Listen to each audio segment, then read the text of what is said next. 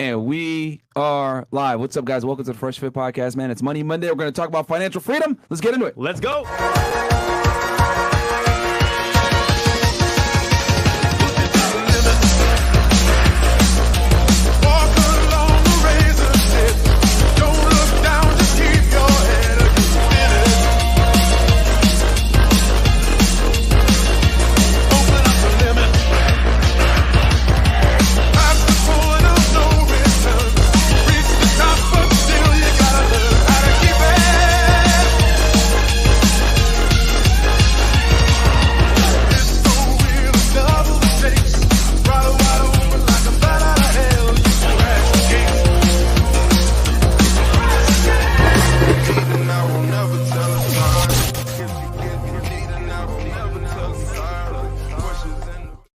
We are back. We're back, guys. What's up? Welcome to Fresh Fit Podcast, man. It's Money Monday. So really excited for this, guys. You guys know the Money Monday episodes is where you guys get a lot of the value on these types of shows. We help you guys with becoming an entrepreneur, making money, getting your savings on point, and basically just creating wealth to some degree, man. You don't necessarily have to be, and the light goes out.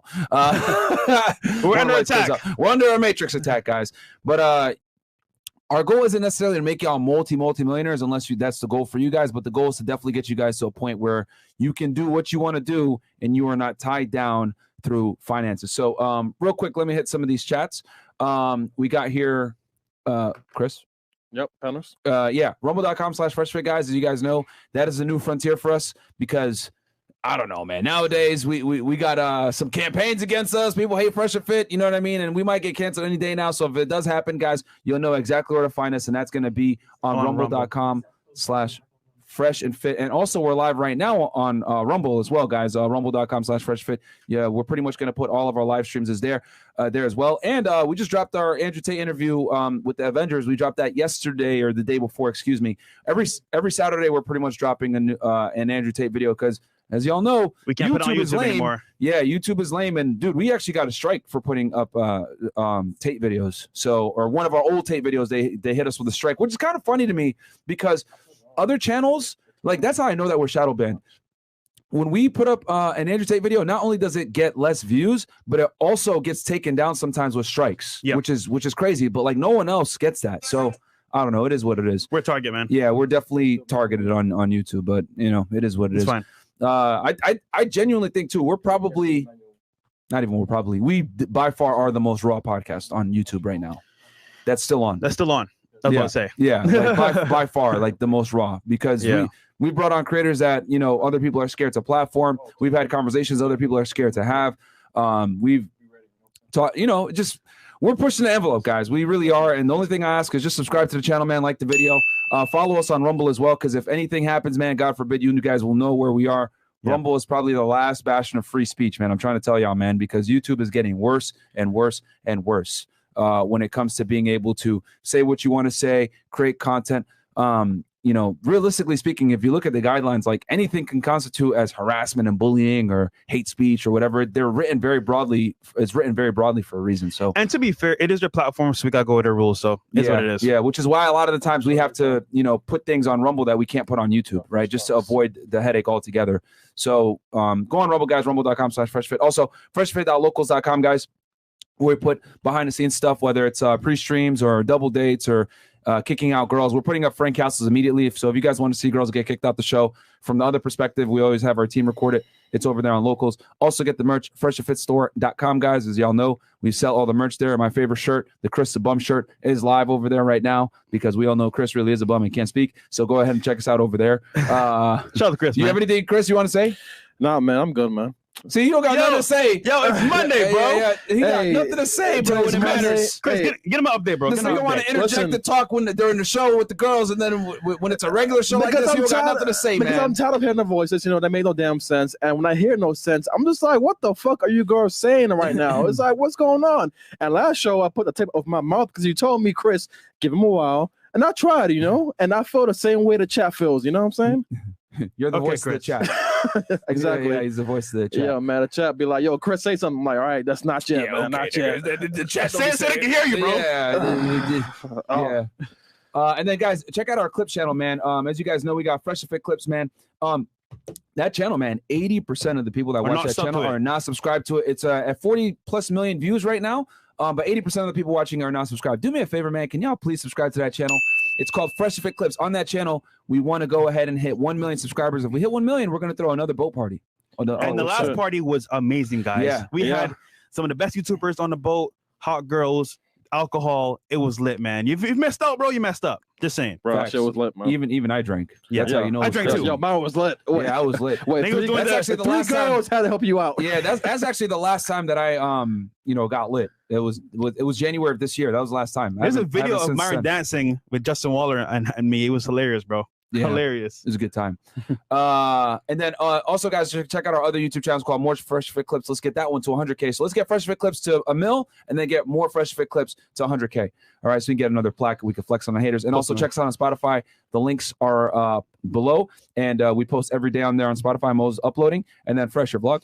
Yes, guys, I'm back to posting vlogs. We're going to be in Colombia this week as well. So if you want to see behind the scenes, go check it out on my vlog channel.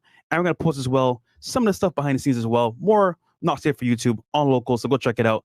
And once again, guys, stay fresh, stay humble. Let's go 200K. Let's go. Bam. And check me out. Oh, you said the. And guys, once again, give value, add value. We're going to have Fire Zone calls coming up with some special guests on the CEO Network. So tap into that. Let's go. All right. And check me out, guys, on Fed Reacts, the episode I did yesterday. Oh, man, I'm already like losing my. I went on a rant. I know that. I went on a rant with. Oh, yeah, we did the Long Island serial killer. Sorry, guys. We did the Long Island serial killer. As you guys know, he was basically on the run for 13 years. Nobody knew who the hell he was. He killed 10+ women. They were able to connect the guy that they caught a couple days ago to a dude named Rex Heuermann, who was basically an architect that was working in Midtown Manhattan as an architect firm, but he lives in Long Island. And they connected him to 3 of the murders. So they think he's probably, linked to the others as well. And we talked about the case, how they identified him. It was pretty interesting because he was killing since they had bodies found since like the 1996. So basically, modern serial killer was found thanks to how they find him, DNA and a bunch of other shit. So is that common for someone to get away for that long?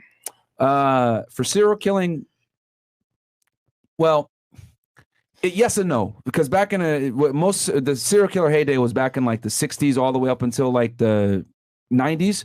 But then once like DNA came out, they ended up catching a few other guys. Okay. Gotcha.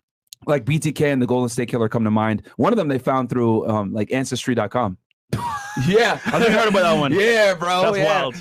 He wanted to, fap at the crime scene and leave some DNA, and then 30, 40 years later, they take that DNA, compared it, put it into the Ancestry, and they were able to find relatives that had uploaded their DNA, and they were able to trace it back to that guy. Wow. Gotcha, bitch. Yeah, bro. Yeah, crazy. Look up, guys, I have episodes on this. The BTK Killer, Bind, Torture, Kill, and the Golden State Killer. Those 2 guys got caught through DNA 30 to 40 years after the fact. Hey, guys, be careful with your jizz, man. Yeah, facts. So you're going to commit a crime, you fucking idiot. Stupid. And then we also have it on Spotify, guys, if you guys want to listen to the audio version of Fed Reacts. And then go get my book, Why Women Deserve Less, man. Let's go ahead and get that thing up because some lame feminist TikToker dude who's a pussy made a book saying why women deserve more, some crap like that, and or why do women deserve less, some crap like that. And it ended up like, I don't know. He's selling it for like $1. He's trying to beat me in the algorithm, but it is what it is. He just gave me free promo. So that's he's crazy. It's crazy. Like, male feminists are literally the worst people, bro. Like, it's wild to me how like they'll sit there and they'll virtue signal, and it's like, bro, we know you're trying to smash. You can't smash. The girls that you're protecting, you're not gonna get laid by putting the cape on, bro. It's not happening. But it is what it is. That's how they cope, man. It is best way possible. That is how they cope. But without further ado, you want to chats or? Well, today's episode is going to be financial freedom. Well, you know what? Let's do the chats first. Yeah, I'll hit the chats and then we'll. Okay, best asset to invest in with 10K. Salute to the OG. Don't worry, that's going to come up. We'll cover you. Outstanding content, gentlemen. Please consider having the Sound of Freedom cast on if possible. Thank you. Alaskan Christian. All right. I don't know what that is. Sound of Freedom. Okay. Y'all know what time it is. It's Money Mondays, the best show of the FNF lineup. Stop being broke, boys, and get your money up. This is funny from IRS because he's going to take your money, guys. So literally, we're going to teach you how to pay him less. Shout out to Myron for the recommendation at the Palms in Dubai and about have a good time. Wink, wink. No, I told him yesterday, I was telling him how it's filled with working ladies, and then everyone was like, I'm going there.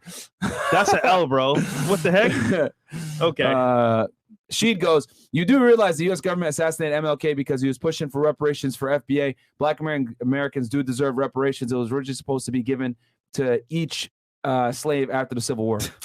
Bro. Here we go. Listen, man. Look, man. Sheed, if you know everything, bro. Man. That's Like, good, hey, bro. man, keep fighting for the reparations, bro. Yeah. It is what it is. I explained yesterday in detail who's going to actually end up paying for the reparations. I went into detail about that shit, and you guys are going to fall for the psyop. But yeah, man, go ahead, get your reparations. They'll probably give you $1,000 and call it a day. But yeah, that's going to pull you out of debt, man. Go for it. You know, what app or website do you recommend for buying and owning stocks? Much love, the crew.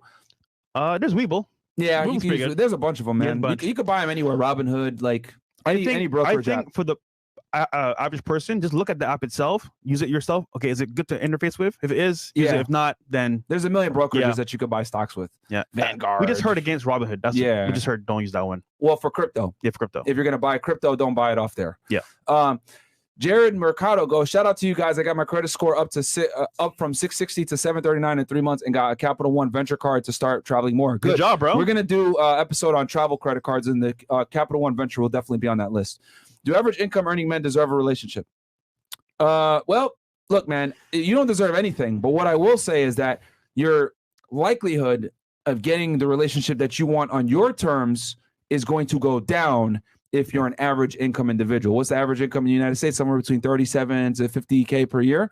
Yeah, bro. I mean, just do the math. Most women are not going to respect that and or think that they should submit to you when you make that kind of money, unfortunately, because a lot of women make that amount of money. And I would say you don't get what you deserve. You get what you work for. Yeah. And when I say work for, I mean, for example, becoming that man that deserves or works towards becoming a better man of high value.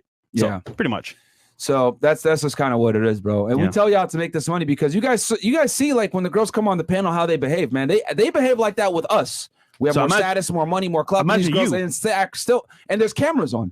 They're crazy, disrespectful like that, guys, with us here and 30,000, 40,000 people watching. Can you only imagine what would happen behind closed doors?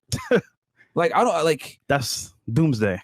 Bro, literally. That's what I'm trying to explain to you guys, man. Like, it's really tough out here, man. It is very, very difficult for the average man to get the best out of a woman in modern day age because most women truly do believe that they're better than you guys. I'm trying to, like, I really want you guys to get this through your head. I know I sound like a broken record, but once you guys understand that the average girl thinks that she's better than you and deserves better than you, it's going to make you realize, damn, I need to be superior to these chicks to even get anything out of them that's worthwhile. A lot of the times, you know, I just want Jel to be in a leverage position where you're the prize and she's not. Anytime she feels like she's the prize and you're lucky to have her, it's a fucking wrap, bro. It is a recipe for disaster. It is, bro. Literally. I'm telling y'all, man. So, Nas the gamer. I have quite the following on social media. I basically remix food in different varieties in one video. Do you, Fresh and Myron, think I can monetize my skill in food as in teaching programs and or give recipes for health wellness? I mean, you can, but that shouldn't be your main income source at the very beginning. Obviously, work your job. Did Casey ever monetize it? He did in a way, but not fully. I mean, Casey's our Colombian guy. Yeah. He's really into cooking and shit like that. Yeah. So I was wondering. But a recipe book. We had what's the fitness guy that came on that had a recipe book? Oh, from Canada. Yeah. God damn it. I can't even. Wow. Greg Doucette. Greg Doucette. Yeah. So he did one. He had a following already. Following. Yeah. Right. So I would say start making money, paying your bills, and then build a following, and then from there segue into, hey, you know what? Here's my free product or paid product you can hop into. Yeah. I mean, cooking. There's always like that's. And here's the thing, that's a very good and clean niche because everyone will rock with you if you're cooking because everyone likes food and you'll be able to build a very big audience. But you got to be able to diversify yourself to some degree when you're going to get into that niche because it's. I think the healthy angle versus eating out at a restaurant will maybe get you some more of a niche audience because everyone eats out nowadays. Versus healthier options you could cook at home. Why not? So everything is competitive nowadays, bro. But yeah, you could definitely do it, man. Yeah. I'm here, Myron's angry vein to hear holy, and that's from Meat Sauce Homie. All right. And to hear. Not gonna lie, Chris Aaron, whatever his name was hilarious last show. Respect Myron and Fresh. Bro, if you could understand what he says, I guess he's hilarious. Myron, I'm 27 years old. I make $170K annually working as a finance manager for a car dealer in Los Angeles. Any ideas or advice on how to save / invest my money? Side note, Fed reacts is goated. PS, keep exposing them boys. Yeah, man. I mean, we got to do it with a little bit of we got to move we got to tread lightly in that category. But yeah, man, we got y'all. Weedy Baby goes, I'm 27, have a 765 credit score, and we're gonna, don't worry, bro, we're gonna talk about investing in this broadcast. I'm 27, have a 765 credit score and 10K with no debt, and what would you get invested into to start the path to being your own boss? We'll talk about that as well. And then really from here on out, 20 bucks and up. Okay, so yeah, because we got 3,700 y'all watching right now, guys, on YouTube. I don't know how many over on Rumble, but do me a favor and like the video, guys. Subscribe to the channel. From this point forward, we're going to read 20 and up just so that we can get on with the broadcast. All right, so we got almost 10K watching total between here and Rumble. We got another about 5K y'all on Rumble. Board of Patrol, give value at the Palms. Fresh. No, bro. Dude, the Palms Jumeirah in Dubai is a cesspool of you know what. Bro, if you want that stuff, that's on you, but we don't dabble in that stuff, bro. Yeah, man. Saying, I mean, bro. It's annoying. If you're actually like trying to pull chicks, it's actually really annoying. When every girl you go up to is like a working chick, bro. That's annoying as hell. It's disgusting, bro. Like honestly, bro, it's like, God. Yeah, it's really annoying. Like if you're there to trick, go for it. It's gonna be awesome, right? But I just can't imagine you're about to meet a chick, bro. The guy did before you paid a couple dollars for this chick, and you're about to do the same thing. It's like, bro, like I don't know, bro. It just turns me off. Yeah. That's an L, man. That's he can pay for it and get it too, bro. That's an L. That's an L. Dean's World. Hey guys, I make 60K per year. What percentage should I be saving, investing? I have about 1,000 disposable income. Appreciate you guys. You're the best. I would say you should be investing and saving to make more money. Yeah, that's too low, bro. Yeah, it's too low. You need because your return on investment isn't going to be that high anyway. Yeah. So, what else? Yo, Fresh, are you going to reopen the CEO network? It's open right now, guys, and it's at a price point where we're like, I want to keep it very small. So it's what it is if you can get into it. If you can't, understandable, but it is where it is right now. I have like 50 spots left, so hop in there if you can. Okay. Cool. Hi, great to see you. See you again, guys. You said 15 spots, right? Yeah. Okay. No, 50. 50. Okay. Yeah. Big up FNF. Love you guys. 22 years old. New Haven, Connecticut, making 50K with 70K in savings. Looking to buy first multifamily for cash flow in Connecticut. Where should I look? Oh, there you go. Good question. That's something that we'll cover that. Yeah, we'll cover that. Look at Southern Connecticut. Okay. I got a couple of my properties in West Haven and New Haven area. So look there, guys. And the closer you are to New York City, the better, guys. Okay. Especially for you. You're down there in Southern Connecticut. I would stay away from Central Connecticut unless you're getting like really good returns, but you're not going to get as good of appreciation if you invest in Central Connecticut, like New Britain, Hartford, etc. Like you'll be able to get it for a better price. You'll be able to get good cash on cash returns. However, your appreciation is going to be as strong because the further away you are from New York, the less likely your property is going to appreciate because Central Connecticut sucks. Party and after party was fine. That's from Manjot Singh Tour. Absolutely was. Shout out to him. He got a table. So think about this. For example, you walk up and off rip say, "Hey, cool." Okay. Hey, okay, cool. Now you're adding value. Networking. Also 200K on the way. Let's go. Peace. If only it was that easy. If only. Yo, you just used 90% of first vocabulary. Money. And that's from Paul Dice. And then we got KVBVL. You guys should tell Tate to make a sparkling water biz. Actually, that would be really good because I started drinking sparkling water because of Andrew. Honestly. Fair enough. I hate sparkling water, but everyone has their own taste. You saw the news about black chick who went to UAE and scream in public and they lock her up. Yeah. Hey, y'all. Dubai don't play, bro. Yeah, man. I mean, it's kind of funny, bro. Chris, you missed some. Yeah. We'll read these earlier later on at 20 and up. So. Oh, okay. Yeah. Lach Lanmidi, $14. Appreciate that. Or $15. Again, $2. Appreciate that. I think the A stands for, is it Australia? No. 80 million views. Tate interview Tucker Top G. I think on Twitter. On Twitter, yeah. What's up, guys? All the love for you. Question: new pretty house or a good shape old house to start doing house hacking and real estate? It's the numbers, bro. Honestly, it depends on what your tolerance is and your handyman level. If you have more money, I would say try to go ahead and get what I call a turnkey, which is turnkey properties. You buy it and it's pretty much ready to go. If you don't have as much capital, then you're gonna have to buy a fixer-upper. Personally, me, man, I'm at a point where I don't want to deal with those headaches because a fixer-upper, you're gonna buy it, then you got to put work into it, then you have to have it ready for people to move in. That's gonna take a couple of months. You got to find contractors. So it really depends on your tolerance level and how much capital you have. I always say I think it's personally better to just buy a turnkey and buy the property pretty much ready to go, put tenants in and start cash flowing immediately, versus you buy it at a lower price, you got to deal with vacancy for a bit, you're still probably paying a mortgage to some degree, and it's not making you money, but you're able to get it at a better price. So it really comes down to where you are, guys. A lot of FNF supporters are not from the States. I hope some of these avenues are not American centered. No, definitely not. Yeah. Myron, I got a 730 credit score, a 1099 job, and about 20K saved up. What can I do to turn that 20K into 40K? We'll talk about that. And last two here. How's the BTM going? I'm considering it, but not 100% sure. When will you say how's it going? I'm going to probably do a update for y'all on that, guys, in about 2 months. I'll talk to you guys about that. So I want to have a few months of it, like making money, so that I can show. And I'm gonna pull up I'm gonna actually like show y'all everything, how we did it, how much money was spent, and everything. I'm gonna be 100% transparent. And then also, I'm gonna be also working with David Amari on the YouTube automation. I'm going to start a channel with him, and I'm also going to make that open to y'all and show you guys the revenue. Obviously, I'm not going to show y'all the channel because you never want to show the channel for obvious reasons, but I will show you guys the analytics page so that we can show you guys how much we're making, etc. Read why The Last Man and What If Not No More Men. And there's actually, go watch that episode on YouTube automation, guys. There's actually very important reasons why you shouldn't disclose your YouTube channel, because people will go in and watch it and just copy your shit and fuck your watch time up and all this other shit. But we'll talk about that when Dave Amari comes back and I show you on my channel. When I have it up, I'll let y'all know. Sound of Freedom is a film about child trafficking, real story of a federal agent saving children. Yes. I'm going to watch that in theaters with Angie. I know that I remember now. All right. Anything else? Yeah, they're asking for it yesterday on Fed Reacts. Just funny who you said you're going with.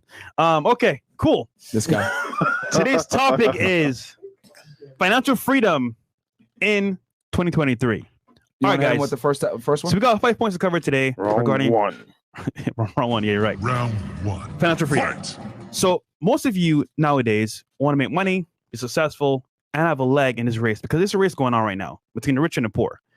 But ultimately, in this race, you can make good choices or bad choices. So we made 5 topics today to cover to kind of tell you guys what to do in this sense. All right, so number 5, coming down from 5, is avoid major financial mistakes. So guys, for the most part, if you're out here in the world, you're gonna make mistakes. Of course, in dating, buying stuff, advertisers entice you with obviously ads online, and you buy things you don't really need for the most part. However, if you can avoid major mistakes, for example, getting into major debt or having a kid too early, or even avoid DUIs and other things like that, you can kind of set yourself on a good path. And for the most part, people nowadays, they just do whatever they feel like. It's a good feeling. Oh, your friends are going here, there, let's party. And you don't think about the future. But we're saying today, you know what? Think about this, the actual financial future for yourself, which means, okay, cool. Start from A to Z. Where do you want to end up in 10, 15, 5 years even? How do you get to that path? So I would say number one thing to avoid is having kids too early. Now, obviously, some of you may already have kids, which is fine. But bro, having a kid too early on, one, costs a lot of money. The average amount for a kid up to I think 18 years old is $250K minimum. And that does not include school. So imagine your whole setup is take care of this kid with time and money, and that goes towards all your effort into that, versus putting it into yourself, becoming a better man, investing in assets, or even putting education into yourself with courses or learning from a mentor. That whole process itself, having a kid, bro, could deter you from a long path of success. And I'm not saying is it possible, but why damp yourself with a kid, bro? Look, I have a dog, bro, and I tell you this right now, bro, heals stress. So I can't imagine having a kid. Number 2 is buying things you don't need. So a lot of us, especially men, want to buy things to impress women. And I get it. You want to buy a nice car, nice crib, and it's fun, it's exciting, but if you're not going to be financially stable to actually maintain these things, you're going to end up hurting yourself, because it's called opportunity costs. When you spend money on assets, for example, that are not going to pay you or actually give you any benefit or ROI, you buy a house or you buy a car, you're actually losing money, because the money you spend on that actual expense every month or every day could go towards your future, or for example, investing in an asset. So that's number 2, I would say, buying dumb stuff. And number 3 for me is going to be a big mistake is actually not putting time into yourself. So I've seen personally people put girls before themselves. They'll get a girlfriend or they go chase girls. And I've spoken to so many millionaires over this period of time of 5 years, and they all tell me one thing. They say, hey, listen, man, if I could go back in time, I'll change one thing, and that is dating and chasing girls nonstop. Because I'm telling you this right now, every person that I know that is successful took a period of time where they say, you know what, I'm going to slow down on girls or stop completely, focus on myself and my future. And then when I get to this point that I'm comfortable with, I'm going to go back to the data market and focus mainly on that. And I said that to say, for the most part, if you're going to actually come into this and have financial freedom, you need a plan of action.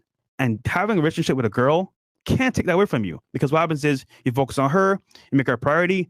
And I know some guys are focusing on business. They got a girlfriend and they slow down making sales.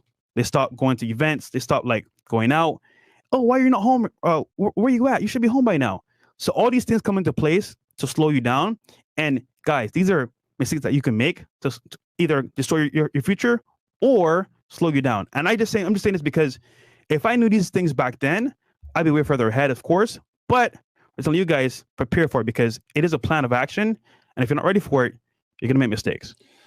So I actually wrote down some things here. And just so you guys know, for some of you guys that are joining, because I see the views are going up, we're covering 5 ways to make yourself financially free and things to, either do and or avoid. And the first one that we're talking about right now is avoid making major financial mistakes. And I wrote down here some of the things as a subset to that, major financial mistakes.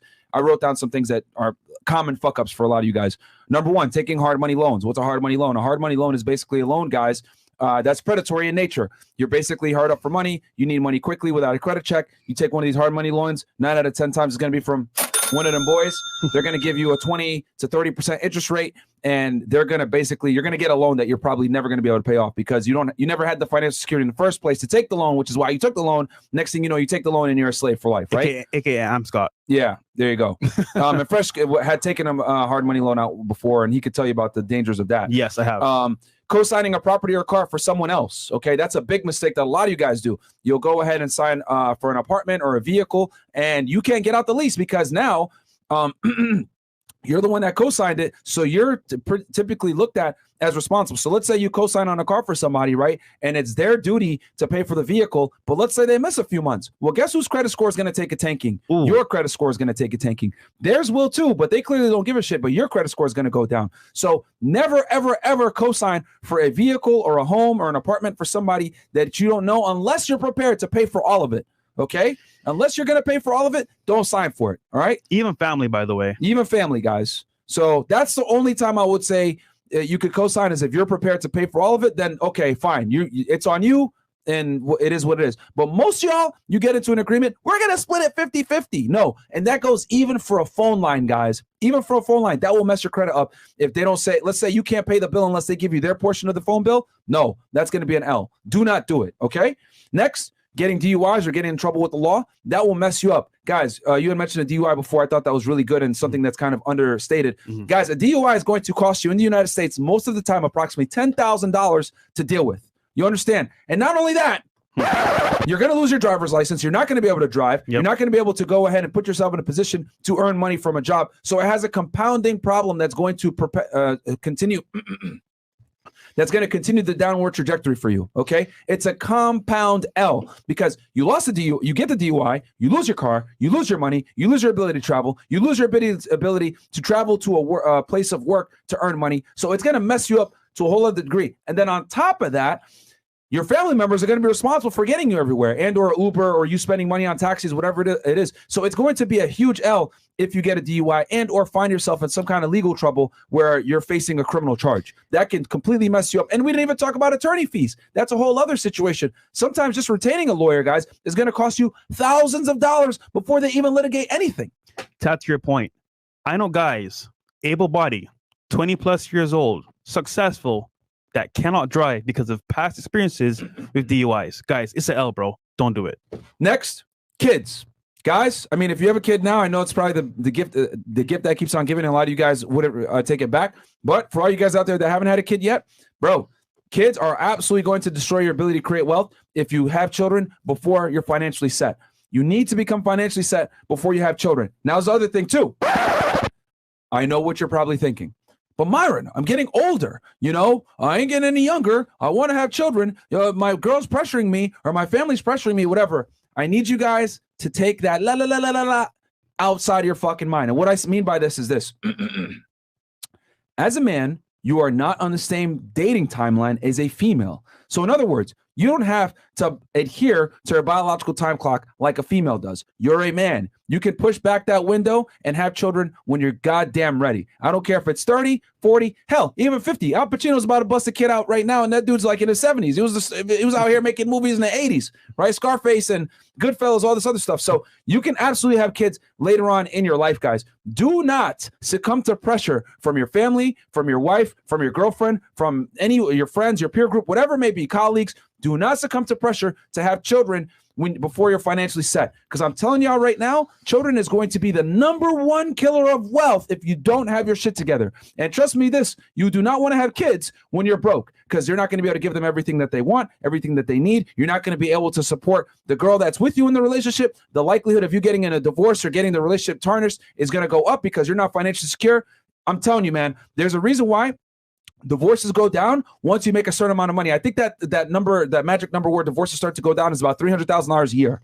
Okay, where the divorces start to drop off precipitously. So at least, guys, right, if we're going to go off of stats, etc., get to a point where you're making about $300K a year, if not more, before you have children, if you want to significantly decrease the chances of divorce and a terrible life. So make more money and do not let outside influencers fuck you up. Okay. And they made fun of Rolo for this comment about vasectomy, but at the same time, that whole process of becoming successful, my Godfather.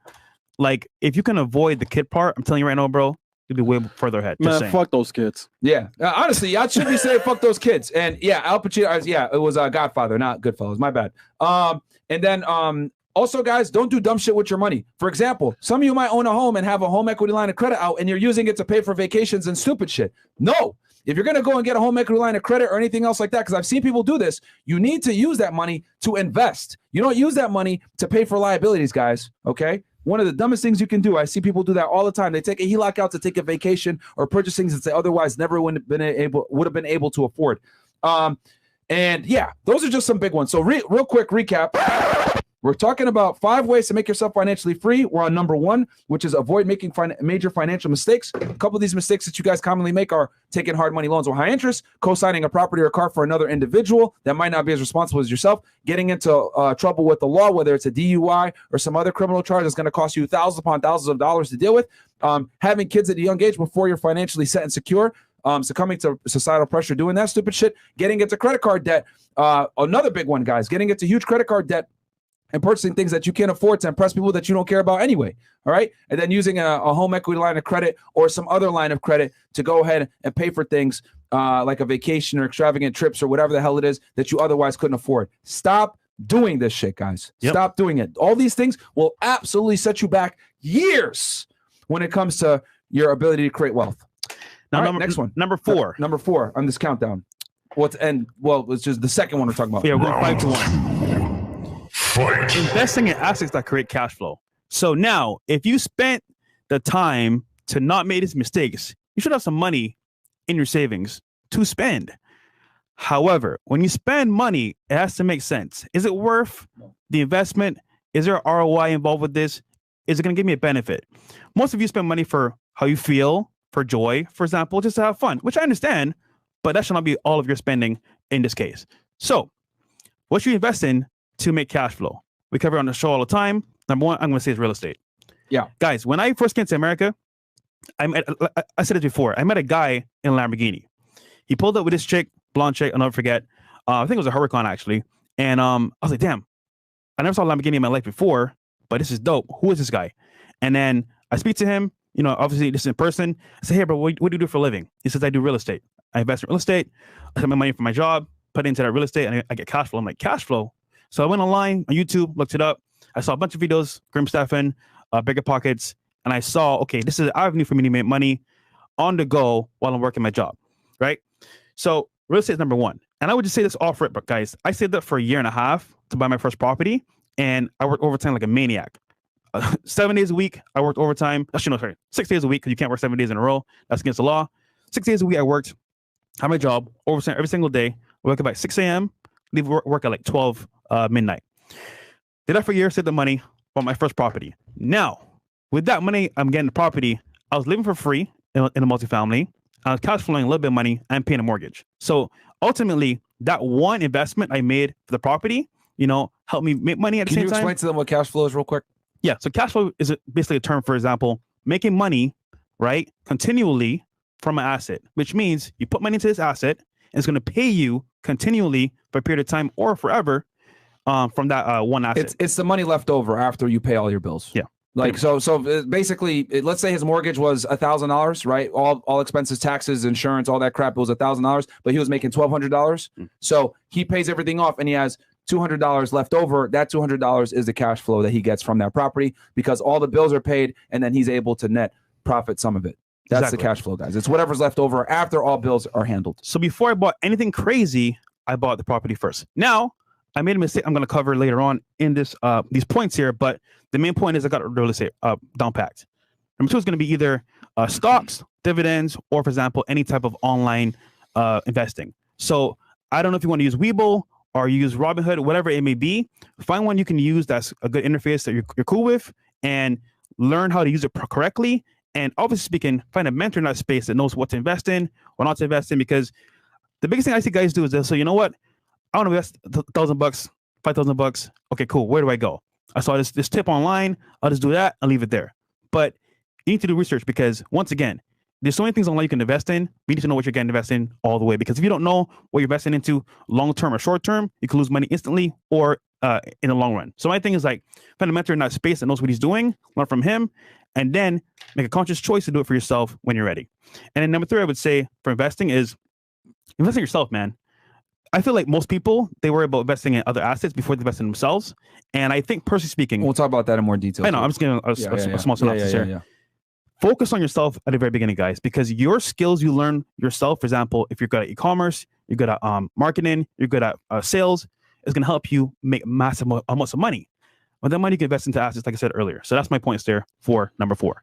Okay, yeah. So number 4, guys, like I said before, we're talking about invest in assets that create cash flow. When it comes to creating cash flow, guys, the number 1 asset class here is real estate. It doesn't even come close. Every other asset class is far back. The guy that's in second place is way behind real estate. And there's 4 main reasons why real estate is the king when it comes to asset classes and investing, especially when it comes to creating cash flow. Again, what is cash flow? Cash flow is the money left over after you pay all the bills. Okay. So if you have a home, right, and it makes you, let's say, let's say the bills are $1,200, right?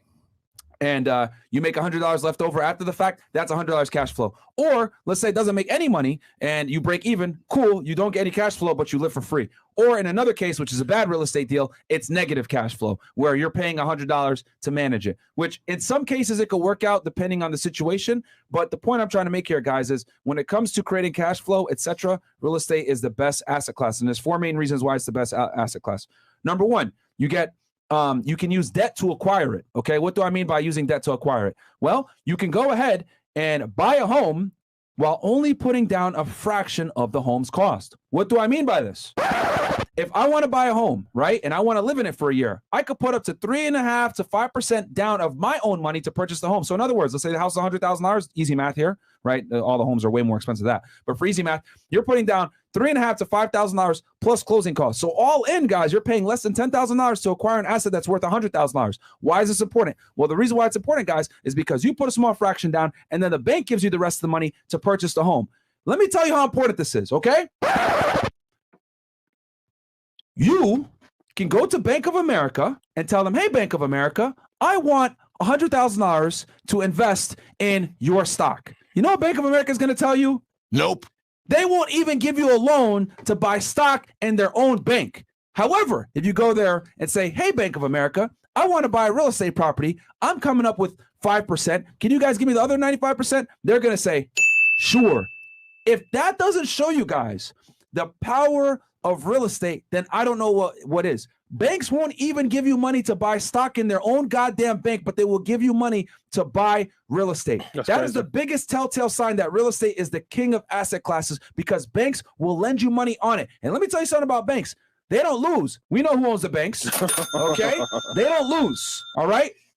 They know who they're lending money to. They know how money really works. And they understand that real estate is the best asset class. It's always going to hold its value. It's going to make value. And you can always hold on to it, sell it, whatever it may be. If push comes to shove, you don't pay your bills. They can kick you the fuck out of there, foreclose in a house, sell that thing on the market, and make a profit. That's why they will lend you money on real estate. Okay? So that's number one. You're able to use debt, AKA other people's money, right? OPM, to purchase that asset, and now you control the asset. The goal is to control the asset, put as little money down. Now you own it. Now that you own the property, two magical things happen, guys. Number one, appreciation. What is appreciation? Appreciation is the house going up in value over time. If you guys have been living under a rock the past, 2 to 3 years, we went through a pandemic. What happened during the pandemic? House prices skyrocketed, interest rates were down, and everyone was able to go ahead, if they were smart, and purchase a home. If you bought a house in 2020, I guarantee you, especially if you're in a market like Florida or even New York or any of these expensive places, Texas, especially Austin, Texas, San Antonio, Dallas, Houston, etc., you'll probably experience a significant increase in appreciation where your house went up somewhere between $20,000 to $100,000. I'll give you guys a little dirty secret now.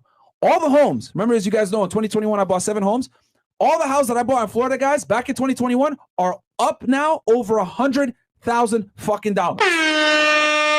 Okay? So what that means is I purchased it for a certain price, and now the house is worth over $100,000 more. So I have a good amount of what? Equity. What is equity? Equity is your buy into the home. Okay? The money I put down versus how much it appreciated is my equity. All right? So you experience equity, or excuse me, you experience appreciation. So we talked about you're able to use debt to acquire the asset. Then once you have the asset in your control, it appreciates over time. Now, what else is special about this? You make money. Fresh was talking about cash flow significantly. So if you live in the home or if you put tenants in it, the house should make you some kind of cash flow. Okay. You should. And that means after all bills are paid, you're making money after the fact. Very important, guys. And then the last thing here is tax benefits, which no one talks about. Okay, guys? The tax benefits are enormous. And there's 2 main tax benefits from real estate. There's one called depreciation, which you're able to depreciate the house over a 27.5-year period. And you're able to, and then cost segregation. We talk about this in more detail on other episodes of real estate, but I got a secret for y'all.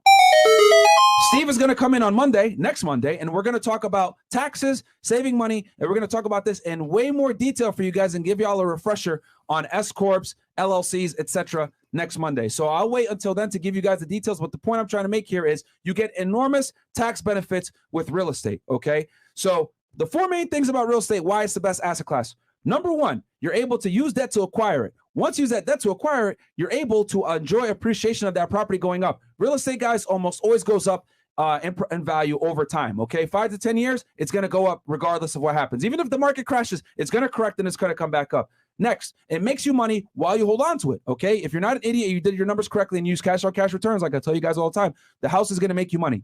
Then, lastly, you're going to get tax benefits in the form of 2 things, either A, depreciation, or B, cost segregation. To show you guys how powerful real estate is, I use this example all the time. I'll tell you guys one more time for you guys that are new here.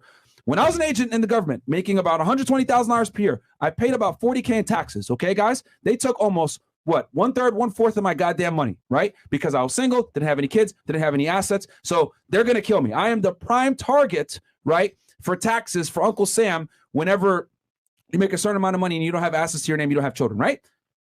Now that I'm making like 10x that, right, doing this, entrepreneur, and also being a real estate investor, especially the real estate investor, I paid about $36K in taxes last year for 2022, guys. So I paid less taxes as a multimillionaire than I did as a working class citizen making $100K per year. That's fucking crazy. And how was I able to do that? I was able to do that through the power of real estate. And to tell you the truth, if I wanted to, I could have paid even less taxes, but I didn't use all the deductions that were available to me because you obviously want to be in a nice little sweet spot where you're able to show income so you're going to get approved for loans, which is a little bit more advanced. But you guys get the idea. The point I'm trying to make here is I made a bunch of money, yet I paid less taxes. Why? Because I own real estate. Why does Trump not show his tax returns? Because he has real estate. Why does Robert Kiyosaki not pay taxes? Why do guys that are real estate moguls not pay taxes? Chris Crone, all these guys, because they have real estate, guys. It makes you money, it appreciates over time, and it cuts down your tax liability, which when you put that all together are enormous returns. And no single asset class comes even fucking close to this, man. That's why I scream at y'all all the time. If you're going to invest in one asset class,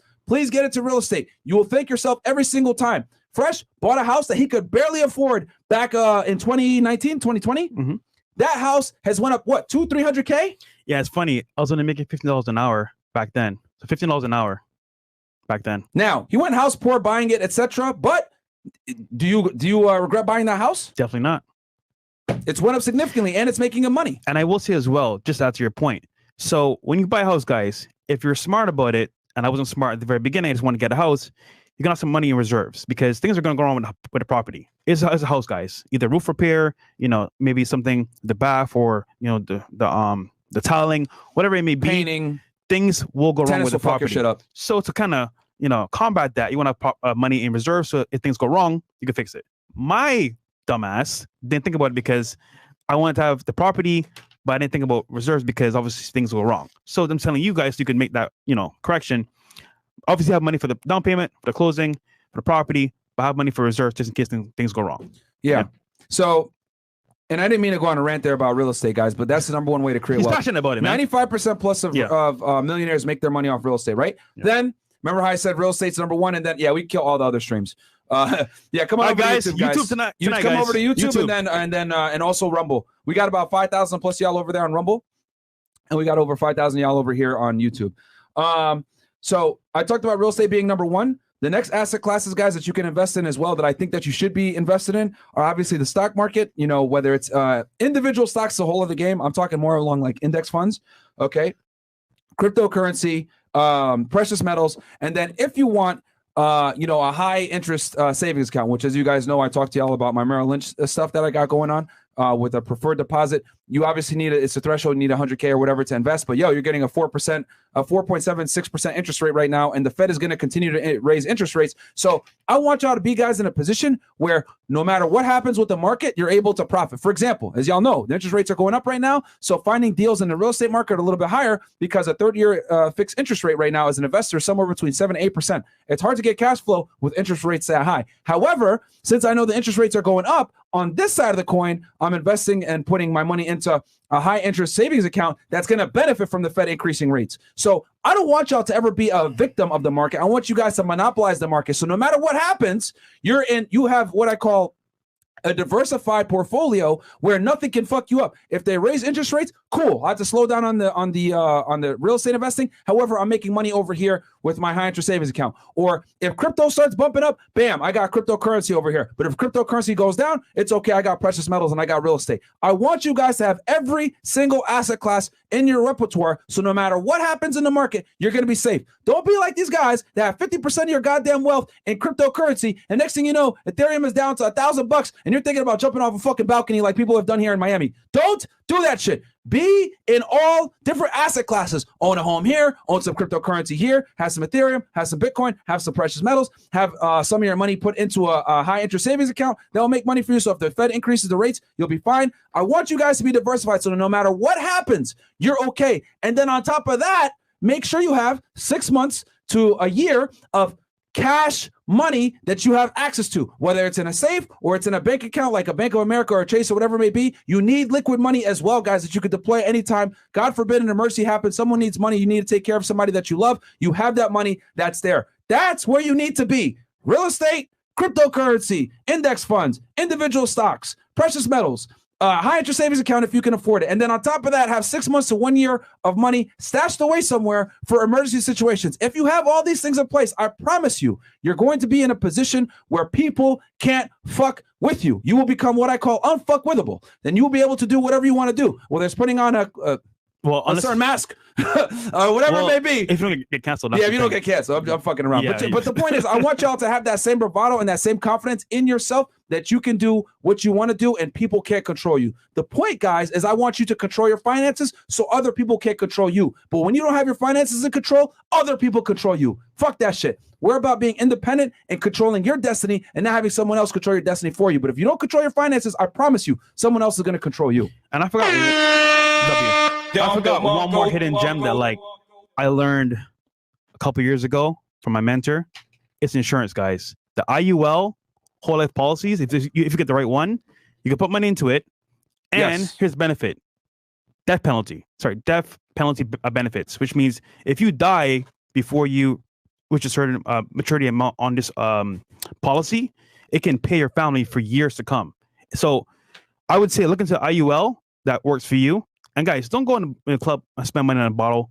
Look at insurance policy that you actually can afford. Get that monthly. I'm telling you guys, if you die, or God forbid you die, or for example, you live for a long period of time and it matures, you get money from just putting money in that. It's also a savings account as well. And as well, if you die, you get penalty benefit. So it works out. They're saying death penalty in the chat.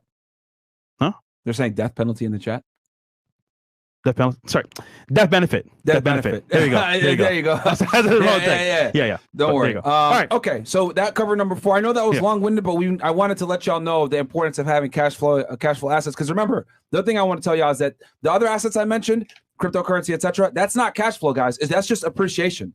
So you don't get the money unless you actually withdraw it out, right? And then you got to pay capital gains tax on that shit. Yeah. So the only asset class that's actually going to give you real cash flow that you can actually use is real estate, guys. Everything else, you're just going to enjoy appreciation. And I forgot one more thing. If you borrow against your insurance life policy, you can actually get it either tax-free or with a very low interest rate, which is very powerful because let's say you want to buy a property, you can borrow against your actual life insurance policy if you do the right one and use that to get a property. And so we talked about this in more detail with Chris Crone. Yeah. So go watch that episode that we did with Chris Crone. We're actually going to be, should we drop it?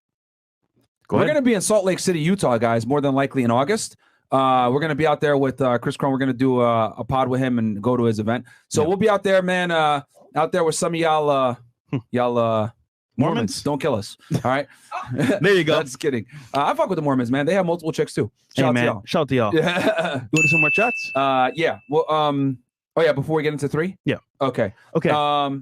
We got here Rashad Morris goes, guys, from this point forward, like I said, we're reading 20 and up, but every single child will be shown on screen. This is my first live show. You guys have taught me a lot. Keep it up, gentlemen. We got shout out to you, bro. We don't just talk to dumb bimbos all day. Yeah.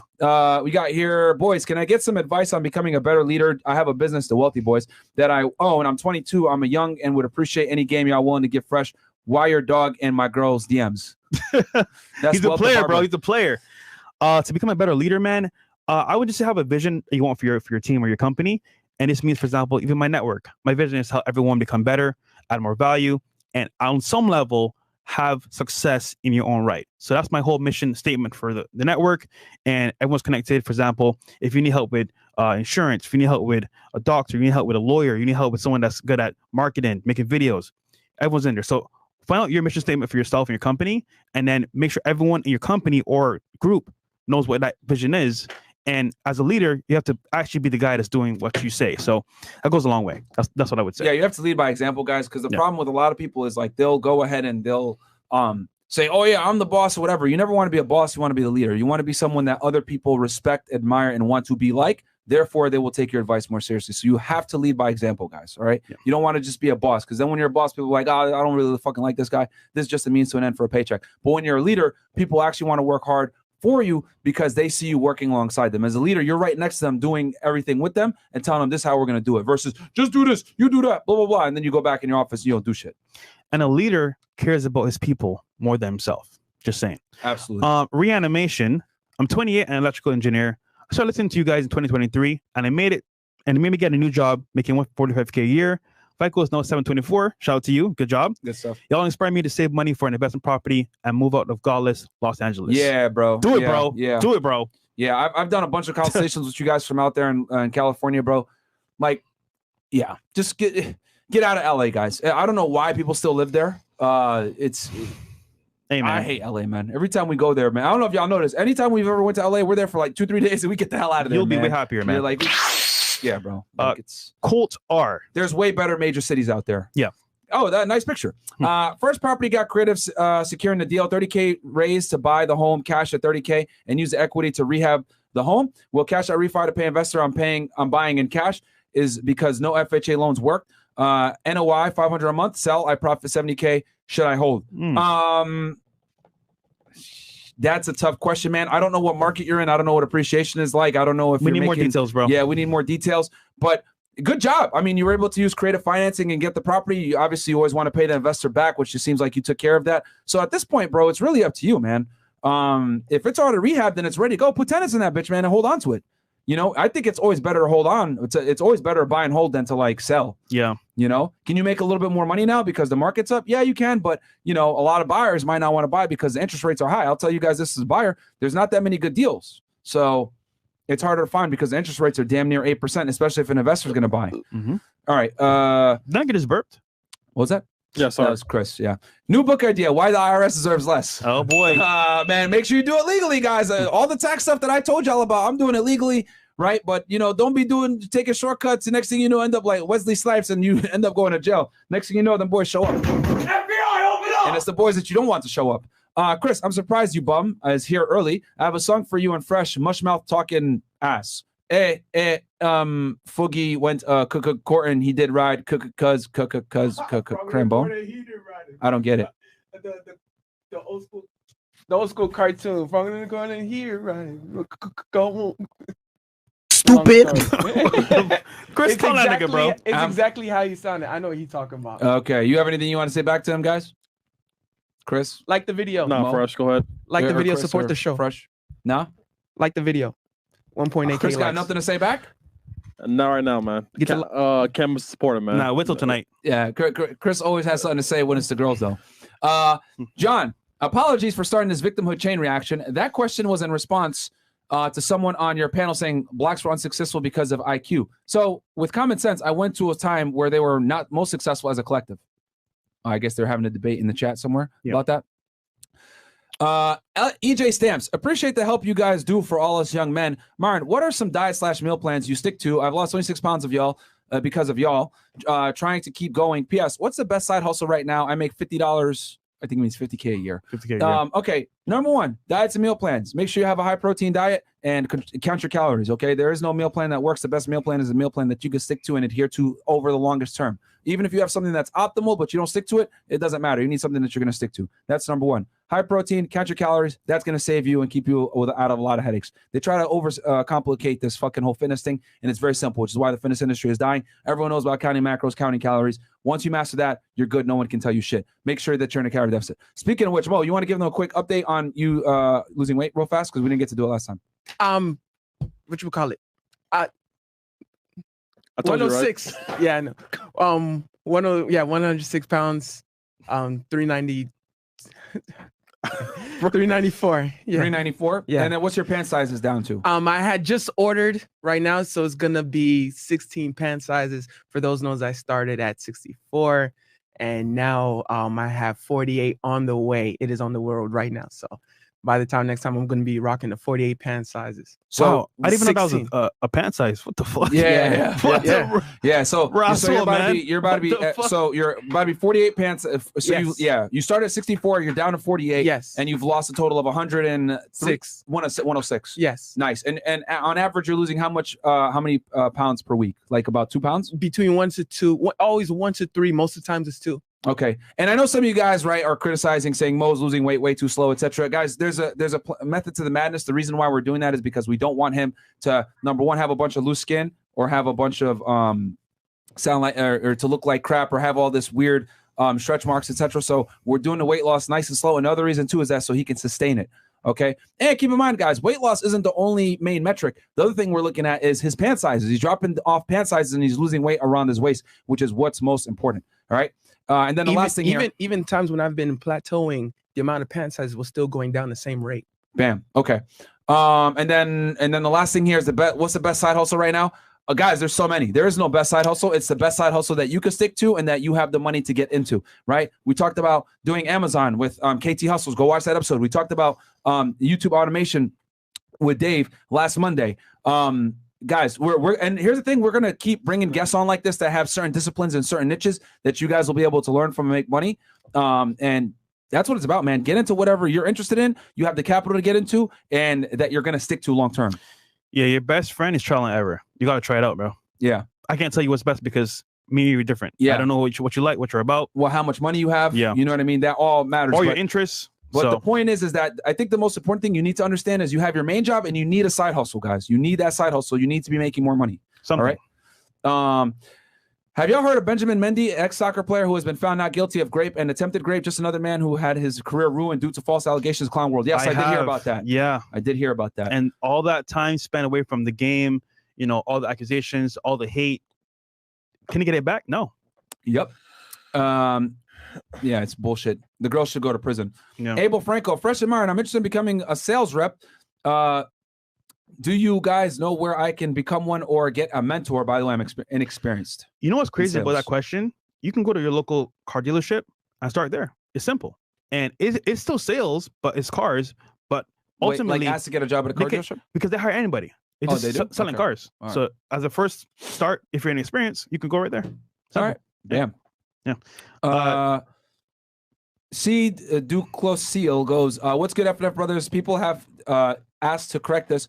What are your thoughts? Question is, okay, I'm not gonna read your questions verbatim, guys, because y'all have a lot of typos in them. But the question is, can you pay off a credit card debt with a business credit card? Secondly, what are your thoughts on CD Bank investing? Thank you. Okay, can you pay off a credit card debt with another business credit card? Most of the time, no. Most credit cards will not let you pay another credit card off with that credit card. However, you could do a balance transfer. So that's probably your best move. And a lot of times you'll be able to do that balance transfer penalty free. So as a matter of fact, they give you a lot of these credit cards when you open up with them. That's one of their sign up bonuses. You go ahead and do a balance transfer. And the reason why they do that is because let's say you have one credit card that the interest rate is killing you. You can go ahead and move it over to a new credit card line that you just open. And that credit card, a lot of the times, if it's good, will say no interest in the first 18 months. Bam, you're able to move that transfer, do the balance transfer, move that debt over, and not have to deal with interest, so you can pay that money back down more aggressively without having to deal with them boys taking more money from you, if you know what I'm saying. And then Citibank, I don't know about that. Yeah, I never did it myself, so I can't really give you advice on that, but yeah. I'll look into it. I'm not familiar with that. Yeah, I never did it myself. Who is recommended for an insurance company or maybe an agent you guys trust? There's so many. That depends what kind of insurance you're trying to get, bro. I'm not gonna lie, bro. Like, I used Transamerica back in the day. But it's just up to you, honestly. I would just say look at the policy benefits and look at the actual company itself, how long they've been in business for, what do they stand for, and then from there, the monthly payment, what you're covered for. But bro, like that's such a broad term, like home insurance, car insurance, like what insurance are we talking about? Yeah. Abraham goes, I'm broke and starting a new business. What do you think of social media marketing agency as a business model, basically running FB/Insta ads to get other business customers? What's your thoughts on that? There's so many companies out that like there, bro. Yeah. I'm just saying, like, you can join the pool, but you want to stand out in a different way if you can. So if you do join that space, be unique. But dude, that's a lot of people doing that, bro. I'm just being honest. Yeah. Shots our guy Andrew Tate, man. I think the Real World have something on that. Yeah. So go ahead and jump in there in the Real World, man. Like I said earlier, a lot of this like digital business type stuff, they have stuff. Dive into it. Do your research. Go to YouTube. It's free education. Learn about it, and then decide for yourself. Abraham, I'm 38, got zeroed out last year, lost my job last year. Now making 200K working 2 jobs. Good stuff. Should I save for a house or try to do Airbnb arbitrage for more income streams? Feel behind and need to catch up. Advice.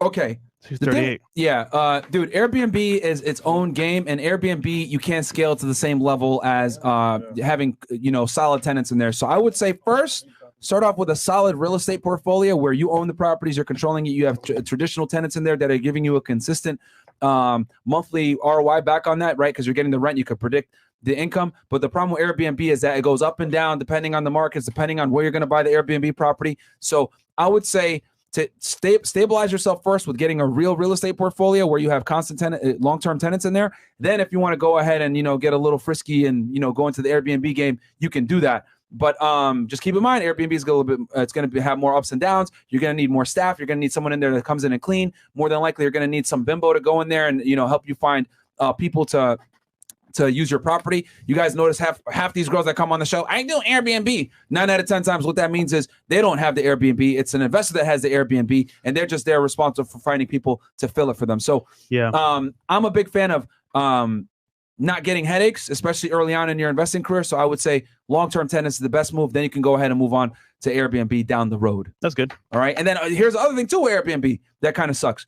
To get the best Airbnb properties where you can make the most money, you're going to have to buy nice properties that are kind of lavish, right? And you buy a $2 million property, $3 million property. Now you got to take a jumbo loan to get that property. Yes, you could charge more in the Airbnbs, but your money is contingent upon you getting certain types of people to go in and rent that Airbnb. and then let's say the market is down, we get another pandemic. As soon as economic turmoil comes, what's the first thing people stop doing? They stop taking vacations, they stop traveling, they stop Airbnb. That's why so many people that had Airbnb during the pandemic went fucking down. So yeah, I say we're in uncertain times, man. Just get a consistent real estate that's going to give you a monthly predictable amount of money. And then if you want to go ahead and you have some extra money, you're a little bit more risk averse, because it seems to me like, you're more risk tolerant. To me, it looks like you're risk averse because you went through some bullshit. Then you can go ahead and do the Airbnbs once you become more risk tolerant from you having less risky investments in the first place. Yes, I was going to say also as well, think about seasons, because a lot of states have seasons for Airbnb. Like Miami has certain times, for example, Art Basel is really high, but when it's like summertime, it's kind of low sometimes. Like right now is actually the low. It just depends on like what state you're in. So that plays a lot into like making money. So I would just say get like long term. Yeah, it's better to start off, bro. Yeah. To start off. Eric Castillo. I'm broke and starting a new business. What do you think of social media marketing? With that one. Okay. Eric Castillo goes, parents both have an 800 plus credit score for over 10 years, own a 2-bedroom townhouse that they can get from 180K. It's completely paid off. They currently live in another. Should they sell it and buy more with the money or keep it? Okay, let me see here. 2-bedroom townhouse that they get from 180K is completely paid off. Should they sell it and buy more with the dollar or keep it? I mean, they could buy a multifamily unit, but I mean, we don't know how much they're gonna make though from the property. Yeah, the question is a bit segmented. Are the tenants in there? We don't know. Yeah, like we don't have enough facts to make the best decision, and we don't even know what market it's in. Yeah. In general, it's typically better to keep the property, guys. Yeah, and if it's paid off, it's even better because it's gonna make money. Yeah, and here's the thing: if y'all live in it, you could do something called the home equity line of credit. Okay, what's a home equity line of credit? You're basically able to, if you guys own 100%, let's say the house is worth $200,000, you could do home equity line of credit and borrow up to, not borrow, you can open up a line of credit on 70 to 80% of the house's value, right, after the appraisal. So if it's worth 200K, let's say you open up at 70% HELOC, right, home equity line of credit, like I said, you're going to be able to have $140,000 that you guys have access to at any time. It's basically a credit card, right, on the equity in the home that you guys have. And then you can use that money to go purchase another house while simultaneously keeping that first house. So that's why I'm a big proponent of always controlling the property, not getting rid of it, hold it long term. And you can go ahead and just do a HELOC, use that money, go buy another house versus selling the house. Then you got to pay capital gains tax on it unless you're going to do a 1038 exchange. But nah, man, do the HELOC, carry that equity, get that equity out, buy another house if that's your goal. Yeah. And maintain the main thing. That's good advice. Abraham, I'm just starting as I like the goddamn video. Yeah, bro. It's a lot of sauce there, man. You would have to pay some other mentor, thousands of dollars to give y'all sauce like this, man. Yeah. I'm just starting as an entrepreneur. How can I get the killer mindset you have and stay motivated even when I don't feel like it? P.S. Is there such a thing as work-life balance? Bro, that's one of the biggest myths I hear all the time. Balance, bro. You should not work so hard. Why are you so obsessive? Because, bro, you have to be. All the people that are successful, bro, on some level are obsessed with success. And if they're not, they're lazy. So I feel for the most part, you need that drive anyway. But to get that drive and killer mindset, bro, you have to want it as bad as you want to breathe, because either you're going to get it out of like causality means, for example, you're actually in a benefit where like, if you don't do it, you're going to either die or suffer, or it's tell somebody else, either a mother, your family. So I would just say, bro, like honestly speaking, either create it yourself by creating that like environment where either do or die, or do it for your family. Well, I think the number one thing here is how can I get the killer mindset to stay motivated even when I don't feel like it? That's the key. It doesn't matter what you feel like. That's literally the key right there. Like, fuck your feelings, bro. No one cares. At the end of the day, the only person's feelings that matter are children and women. No one gives a fuck about your feelings. The only thing people care about are results. If you're not successful, they're going to look and they're going to say, damn, this dude's a loser. They don't give a fuck that you're sad. They don't give a fuck that you're depressed. They don't give a fuck that you're angry or you went through some turmoil in your life. No one cares about your problems, especially if you're a grown man. Understand that the world doesn't owe you understanding, and it doesn't matter how you feel. You need to get the shit done no matter how you feel. You know how many times, guys, I don't feel like going to the gym, but I go anyway? There's times that I don't feel like doing a podcast, I do it anyway, or I'm tired and I don't want to do it. It doesn't matter. The difference between a man and a woman is you do what's required regardless of how you feel. Okay, so you just got to get the pussiness outside of your head and realize that no one gives a fuck about your excuses. They only care about results, and how you feel doesn't matter, because how you feel is a temporary feeling. However, success is forever. Yeah, you need a reason why you're doing it. Figure out your why. Why are you going to do XYZ. Why do you want to be successful? If they're strong enough, then you'll do it. If not, then And there's no such thing as a work-life balance when you're an entrepreneur, bro. yeah, bro. There's no such thing. If Yo, you want a work-life balance, work a We regular have job. given up so much of our lives, guys, to be here every single week. Dude, I don't know any other YouTuber this dedicated, this many shows, this many episodes, We this give you many all six podcasts bare minimum a week. Bro, we don't even take vacations. Yeah, we don't. Because I mean- even if we do go somewhere else, we're filming. We're when filming there. content. When we're in Dubai, we're filming content. We're going to Colombia, we're going to film content. So we're not going there like, oh yeah, let's go have a good time vacation. No, we're working, man, and we're networking, we're meeting people, etc. Yeah. So, I mean, and you guys have seen people try to copy us and they can't really do it. They, whether it's, bring girls on the panel, talking about stuff that we're talking about, trying to be as consistent, live streaming it, etc. It's a lot of work that goes into it, man, but we're going to keep giving you all the sauce because On camera and off camera. yeah. That you don't see. Facts. So we're going to keep giving you guys the value, whether it's us debating annoying ass girls or us giving you value on how to make money and not be a bum, etc. We're going to keep being the best men's podcast in the world. I truly do believe that. And rent is due every single day. There's times when me and Fresh don't feel like being here, but we understand that we need to be here regardless of how we feel because y'all need us. Okay. And to be honest, we can stop today. Matter of fact, we'll be let's say fine. I didn't feel like doing it today. Yeah. And you weren't able to ask this question. You weren't able to get this rent from me right now. Yeah. You wouldn't be getting the benefit. You'd go ahead and you'd be a lazy fucking be like, no, I don't feel like doing it. And you'd fucking cry and then, be a reclusive little bitch and sit in your bed and, curled up in a ball in a fetal position. Like, I don't feel like doing it. But since I decided I don't give a fuck how I feel, I'm going to come to work anyway. I'm here telling you to not give a fuck how you feel. All right. So success is contagious, my friend. Stop being a bitch for all you guys out there. Cause I know a lot of y'all are like, man, I don't feel like doing it today. Or I don't feel like doing this today. Some of y'all right now watching this shit with your girl, maybe being all comfortable. Like, I didn't go to the gym today. I don't know if I want to do it. Go to the gym, bitch. Go make more money. Stop being a fucking bum. All right. Yeah. Today was leg day. I went to the gym. I didn't want to go, but fuck it. You got to do it. You got to do it. It doesn't matter how you feel. Yeah. You got to do what's required. Period. All right. You got to do it. Trust me. You ain't going to get invited on no yacht. You're not going to get invited to go to Salt Bay or fucking Poppy Steak with some rich millionaire. I mean, you ain't going to get that. I will, but I'm different. Well, that was gay. Pause, nigga. Yeah, but I work towards it, though. Yeah. So you're not going to get saved, bro. Only hoes get saved. Niggas don't get saved. So you got to save yourself.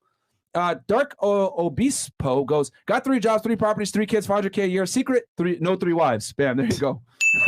That's funny. Fresh, you better be careful. Big Mo is going to become Fit Mo, and he's going to take your girls. Yes, sir. Go get him, Mo. He can have him, bro. Yes, sir. I'm tired. Big PP for you, this guy. Just want to say thanks, Myron, for your crazy rants. I lost 30 pounds. I got with ATM together to start my own ATM LLC. Cool. Nice. Awesome, man. There's many ways to make money on the side. Fahad Abdi goes, question for Myron. I'm from the UK. Which US-based banks/lenders would lend to the international investors like me? I really want to invest in US real estate from the UK. Is that even possible? Yes, it is possible. But you need to get, I think you need an investor's visa, man, to do it. So look into that.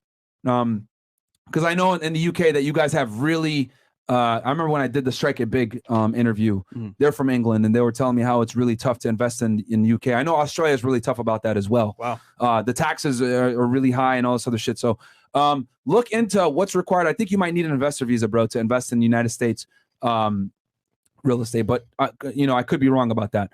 Marks goes, sup FNF, having your 6 figs saved up in my 401/457. I like to use a down payment on first property like what Wyron did. How should I go about doing so? Thanks. I think he means 401k. 401k. Well, number one, man, put as little down as possible, right? That you can get away with, right? If that means you moving into the property and you getting an FHA loan, go ahead. Or let's say you are a veteran, you can use a VA loan, put no money down, and use as little of your use as little of your 401k as possible to just control the property. Once you control the property, you're in good hands, my friend. Right. All right. You want to go back to the points? Yeah. So now we're at number 3. Okay, so we're midway through here, guys. Okay, so remember, guys, these are 5 points to become financially free. Number 3 is going to be become debt free. So for the most part, guys, a lot of us, like I said earlier, we spend money in dumb ways to get fun, benefits, impress girls, yada yada. We get it. And when we say debt, because I know what they're going to say, you guys are talking about real estate debt. No, personal debt, guys, not business. Yeah, very good. Very good for that. Yeah, bro. like not consumer debt. Personal debt. Yeah, which means personal loans, personal credit cards, shopping cards like Macy's, things like that. Consumer debt. So this is a little bit story for me back in time when I first came to America. Thank you, Chris. Story time.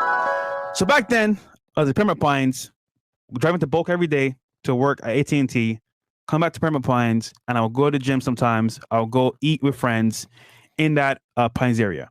But what I would see is every time I go to the mall, these guys are buying clothes from Macy's, buying all these designer stuff. And I'm like, why are these guys buying like all this stuff? How are they buying it? They work a job like me, making $7 an hour. But it was because they're using store credit cards. And they'll buy the drip, they'll buy all the gear, and they'd be decked out, go to parties, pick up girls, whatever. But when it came time to actually do something with their money, for example, invest in themselves, they couldn't because the money was being spent and used to pay back debt, which is bad debt because obviously speaking, clothes are a bad investment. So instead to say that like these small things that add up over time, and I know some friends as well, they will actually go like on like trips. They'll go to like Dubai, they'll go to Hawaii, spend like $1,000. I'm like, bro, what are you doing? Like you have no money saved up. And then what happens is, let's say an opportunity, like a big opportunity came up, maybe for a property or for investment in maybe like stocks or like crypto. They couldn't do it because the money was spent elsewhere. The point of guys like, if you want to be free, you have to be debt free. Because if you're not free, to like LJ, you're a debt slave, which means you're enslaved to debt. And in the Bible talks about the borrower being lender to the slave. So it means that, for example, if you're gonna borrow money, you should be able to pay it back right away, or have the money already saved. So when you borrow that money, you could pay it back within that month. And credit cards, especially, guys, if you're young, especially if your credit card by some chance or from your parents gave it to you, if you use it the wrong way, it can mess you up because once again, you buy a couple items, you don't pay it back, you get a balance, it affects your credit, and before you know it, damn, I got a 300 credit score. I don't know why. Well, my friend, early on in your life, you bought a bunch of stuff you didn't need, and you never paid it back. So I say all that to say that, like, for the most part, guys, if you're gonna be on this financial freedom path, debt has to be off the table. Because if it's bad debt, for example, of credit cards, maybe store cards, maybe going on trips that you can't afford, or even buying dumb stuff, it's gonna affect your future. And for the most part, guys out here nowadays, they spend money on cars, and I'm like, I get it. The car thing, once again, I love cars as well, but you have to do it the right way, because if you do it the wrong way, it can mess you up. So yeah, credit is important. Yeah, guys, consumer debt, you got to work to really get rid of it. I can even live with college loan debts because at least there you can pay an amount. You'll never get rid of college loan debt. By the way, you can't even declare bankruptcy for that stuff. Yeah. But when we're talking about consumer debt specifically, credit cards, etc., because that's absolutely going to negatively impact your credit score. And when your credit score is negatively impacted, that's going to affect your ability to procure assets and get yourself in a position to get a business credit card. It's going to hurt you down the road. So for all the young boys that are watching this right now that are 18 years old or above, besides joining the selective service so that you don't go to prison or get a fine, make sure that you go ahead and open up a credit card, guys. At 18 years old, you need to open up a credit card. If you guys are out here still paying for shit cash or with a debit card, you, my friend, are stupid. I've said this before, I'll say it again. You should never be paying with cash. You should never be using personal debit cards. You need to be using credit cards. Now, with that said, that's a double-edged sword that can mess you up. You use the credit card so you can go ahead and get your credit. Number one, get a credit profile, and then number two, get your credit score up. But you also want to be doing that delicate dance where you're not necessarily decreasing your credit score by buying a bunch of things, having your utilization up too much, etc., which we break this all down in our credit card episode for beginners. So please go back and refer to that if you guys want more detail on that. But in general, avoid consumer debt, guys. Okay, absolutely avoid it. It will lower your credit score significantly and impede your ability to procure assets, namely real estate. Because when you want to buy real estate and you want to get a loan, like I told y'all before, first thing they're going to do is run your credit. And if your credit sucks, you're either not going to get approved, or even worse, they're going to give you a really high interest rate that you won't necessarily be able to afford. So for you to get the best rates so that you can go ahead and get a house that makes sense, you need to have your credit score on point, guys. All right. We tell you all the time, you want to have at least a 720, if not above. That's going to put you in the best position to get approved for the credit cards that actually give you rewards back. And you'll be able to get a mortgage with a favorable or competitive interest rate, and so many other things. A car, you want to finance a car, whatever it may be. You want to open up business credit cards, because contrary to popular belief, people say, "Oh, business credit cards don't count towards your personal credit." That is true, but you need your personal credit to get the business card in the fucking first place. God damn it! People keep forgetting that shit. That you need a personal credit in the first place to go ahead and get the business credit card. So get the business credit card through having good credit first, guys. All right. So yeah, man. And then that's not to be confused, guys, with good debt, which is real estate debt. And real estate debt, the reason why real estate debt is good debt is because typically, if you did everything that we told you guys and you looked at cash on cash returns and you're buying a property that's cash flowing, which means what? All the bills are paid after the fact and you're able to make a little bit of money. It doesn't matter that you have $1 million in debt on a real estate property, because what's happening is the house is paying for itself and you're making money in the process and you're getting all the other benefits I talked about before with taxes, etc. So consumer debt is what you need to limit and or eliminate. But if you're going to have real estate debt, that is what you call good debt. Robert Kiyosaki came in here, guys, and told y'all, go watch that episode back. He said he's like $1 billion in debt, and he's probably a billionaire himself. Why? Because he has a bunch of real estate debt. He used money from the banks, right? OPM. With interest, other people's money, OPM. You fucking naughty by nature type shit. You down with OPP? I need y'all to sing. Yeah, you know me. I need y'all to have that with the real estate mantra. You down with OPM? Yeah, you know me. Yeah, OPM, other people's fucking money, the banks. Okay, they want to lend you money. I told y'all before, if you try to buy stock buy their own stock with the bank, they're gonna give it to you. But if you say you're gonna buy real estate, next thing you know, them boys start rubbing their hands like this and they'll give you that money. Why? Because they know they can make interest on it. But who gives a fuck? Because you're not paying the interest, you're not paying the debt, your tenant's paying the goddamn debt, and that is how you create wealth in the United States of America. Yeah. And also, your bank, like the video. Are you not paying it back either as well? Yeah. So they can take it from you. Bro, come on, man. Come on, this is what we're teaching you guys is life advice that they will never teach you in school. This is shit that your parents are never going to teach you. This is shit that will literally save your life and get you out of the slave mind. It will get you out of the fucking matrix. And you know what's crazy too? Most people, they go through life and they're like, you know what? Damn, I messed up. But if you actually took a step back and say, you know what? Where did I mess up? You bought a bunch of stuff that you didn't need, wasted money buying dumb stuff with credit. And why is it so low? Because everything you did in the past led up to these mistakes. So guys, now you know, moving forward for your kids or for yourself, don't make these mistakes. Yeah. All right. So now we're on number two. Number two. All right. Number two is going to be investing in yourself. Mm-hmm. All right, guys. So for the most part, once again, financial freedom. What does that mean? It means you are on a path to be financially free, which means money's coming in. You can do what you want with your money and life, your lifestyle. But if you are not actually free yourself, then you can't enjoy this path, because you being free means you actually have the benefit of having the skill or having the know-how to make money to get that lifestyle. So how do you get this lifestyle? How do you become the best version of yourself? How do you become successful in your own right? And it's basically investing in yourself, which means you're actually going to either read books, get courses, find a mentor, or even simple as gain experience in the field to learn a skill to make money. It's all surrounded around making money, but each person has a level and a cap. So let's say we use Tom for example, and Harry. Tom is 21 years old, right? But he spends most of his time learning on YouTube about real estate. He's going to real estate events, going to networking events. He's focused on real estate and becoming successful, learn how to invest, how to make money, things like that. Jack over here, same age, same free time, but he's playing basketball. He's going out with friends, partying. They're both young guys with the same amount of free time, but one person working on their skills and becoming better, one person isn't. Which means when opportunity comes around for these both two guys, what's gonna happen is Tom here is gonna have the chance and the skill because he's putting the time and effort into learning these skills himself. I say all that to say that, like, in this game of investing in yourself, you need to have either a mentor or someone, or even yourself. I mean, you could do it yourself, but like, to me, personally speaking, I need a mentor because I don't know everything. I want to get a learning curve, because once again, the learning curve is very tough. And I think if I get a mentor in that space that knows what he's doing, I can bypass all the mistakes I would make myself and get further ahead. So I would say, number one, get a mentor in your space, whether it's stocks, real estate, crypto, e-commerce, we did KTL sales as well.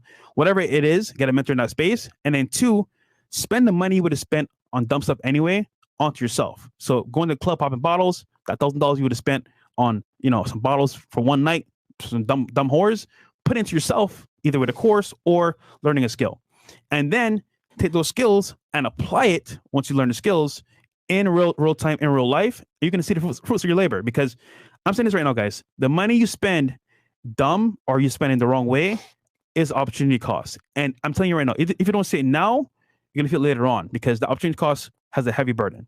And then last I would say, so number one is going to be finding a mentor. Two is investing in courses or skill in yourself. And number three is going to be pretty much using your time correctly, because we all have 24 hours in a day.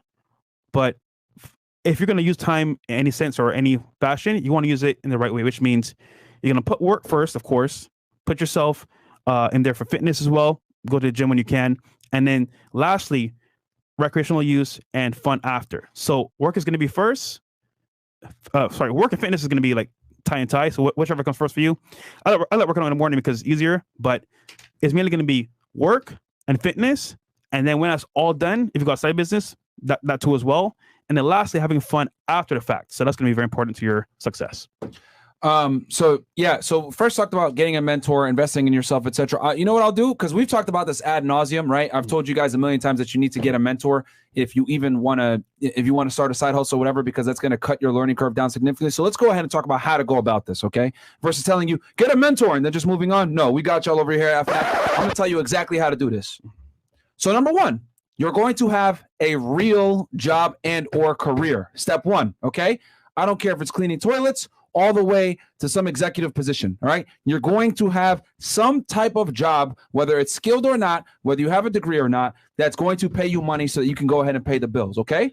And what you're going to do is you're going to work that job, all right? You're going to take that earned income because we all have to go ahead and trade time for money at some point. You're going to go ahead and take that job. With that job, you're going to make some money.